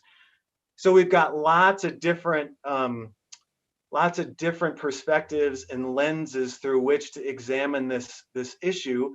Equity, of course, is one, given our CRISP plan. Obviously cost, visitor experience, safety. So lots of different lenses. I think where we'll be landing here in the next couple of years is something, a transportation demand management system, looking at lots of different options and sort of and all of the above kind of an approach. So that we can try and turn, traffic jams into at least some of access that's not just all single occupancy vehicles. So one of the things that I'm sort of here to ask for today is we're looking at having the department position some of our staffing resources and some of our funding resources on this particular issue, which would mean that at least for the planning division, we're likely to wait now on something like the Rabbit Mountain Management Plan. And so in order for us to address this we feel like more pressing issue, we're probably going to need to set aside some of our other planning efforts. Another message will be prioritizing the properties where we see the most trouble. Pella, for example, to some extent, Stearns and Rock Creek Farm. Bevan and Michelle will be important to help us identify where we want to focus those efforts. And then again, we'll be looking for all kinds of ways to assess getting people to the park, but we also need to be mindful about when people are starting to feel crowded on the trails. Currently, we don't hear that very much from our visitors, but if we work on finding ways to better, to get people better access to our front country and to our trailheads, we need to be paying attention and making sure that we're not now just creating trail crowding issues. Here's an example of some of the streetlight data that we've gotten made available to us from our transportation department. It's pretty interesting stuff and shows where our visitors, in this case, to the south side of Ohio Valley Ranch came from. Obviously, many from Boulder and Longmont, and then some from the rest of the towns in the southeast part of the county. But a lot of people are coming from out of county. And then it makes you sort of wonder, should we consider a model like City of Boulder does, where you ask for people who are outside of where we've collected the taxes to run our properties? Do you ask those people to pay a fee to park at some of our county parks? Here's the same kind of data that we've acquired for Picture Rock, and obviously a lot of the visits there originate in the town of Lyons. It's sort of like their backyard park, but we could be using some of this data to help inform the solutions that will apply to each of our particular properties and parking situations. I maybe better stop here and just see if you guys have comments. We did want to point out, we've got some preliminary information here that we paired with the available parking versus the visitors. Carolyn Holmberg is quite remarkable. It's able to do this partly because so many people visit the property from off-site areas, biking, walking, running. Yeah, go ahead. Somebody have a question, comment? Oh, no, maybe not. So this was just, I think this is one of my last slides. When we look at Carolyn Holmberg, we've got this issue of people wanting to access the lake and fish. And so we need to address the parking lot for that particular use. We can't ask somebody to pack their fishing stuff, I don't think, and park in the Louisville Tech Center or over in Medtronic. However, we could tell people who are biking and hiking that maybe they should utilize some of this other parking if we were able to arrange it in order to access a place like Carolyn Holmberg Preserve. And that's it. Okay. Thank you, Jeff. Yeah. We'll open up to questions for a couple of minutes. Anybody have any questions, please? I just have one comment, and I really appreciate this and the gravity of it. It's very enlightening and also a huge problem. I think the thing you brought up, Jeff, about having out-of-county people pay for it is probably a good way to go. I would support that. Yeah. I also think that you should start looking early on other trail potentials within heavily used areas, because you're right. Once you solve the parking, the trails are going to get busy. once the trails get busy, you're going to have resource damage before you can build another one. So really starting that planning process quite early, Yeah. so that you can get that going and kind of meet that demand when it's available. Thank you, Paula. Hey, Jeff, Jim, I would just say this, anything I learn in Georgia, I'll be glad to share with Bevan and crew. Because the reason I wanted to start with that is so, again, not to provide comfort, but you're not alone. Yeah, no, and to that point, a great point, Jim. There's an association of all the Colorado open space organizations, and this issue is really rising up as something, and it has been for a number of years, as Bevan and Michelle know. But we're seeing a lot more interest, not just regionally, but across the state, amongst ranger staff, planners, in how are this variety of people tackling this issue. So, yeah. Hey, along those lines, Jeff, is there, and maybe Tina's not on, I know, but is there going to be a COSA this fall? A COSA meeting? And it was canceled because of COVID last year. Yeah.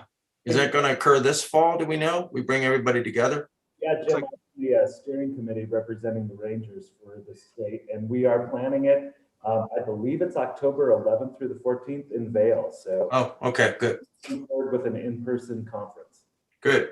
Okay, thank you. Anybody else? Final questions for Jeff today? I have a comment and a question for Jeff, and thanks for the presentation and appreciate all the work that you guys are doing to solve a really difficult situation. I agree with Paula. I would absolutely think that out of county residents should be paying or reserving. I think that could also help your revenue to bring in more enforcement and more staff and more maintenance and all of those things. And then my question is more around Hall and the town of Lyons. The town of Lyons and its business parking has become the overflow parking for bicycles. So we've got all these great new businesses that are coming into town and nobody can park to enjoy those businesses because of the cyclists. And I would be curious to hear, maybe at a later date, how is staff looking at addressing those issues for Lyons as it's getting overrun by use and users?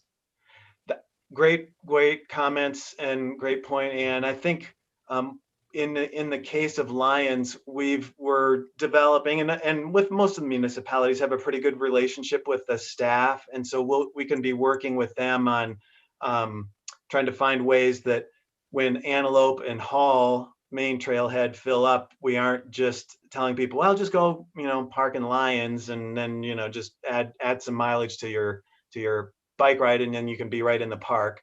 And looking for ways that maybe we send people, if I'm just being hypothetical here, maybe we could send people to the high school and figure out ways that people could park in a lot, at least on the weekend, that there might be some space that's going to cost money. We're going to have to sign contracts with the school district, but I do feel like there might be some things that we should be at least exploring, and I think the Town Alliance staff can help us do that. Great points. Great, thank you. Good. Okay. Are we good? Any other questions? Okay. Wow, thanks for your great comments and discussion on that. Thank you, Jeff, for coming out this morning, and good luck in the weeks ahead. You bet. Thank you all for coming out this morning, and I think our next POSAC meeting, if I'm correct, is on the 25th of March. So we'll look forward to seeing everybody then, and everybody be safe. Thank you. Thank you all. Thanks. Bye all. Bye. Thanks, everyone. Bye. Thank you, everyone.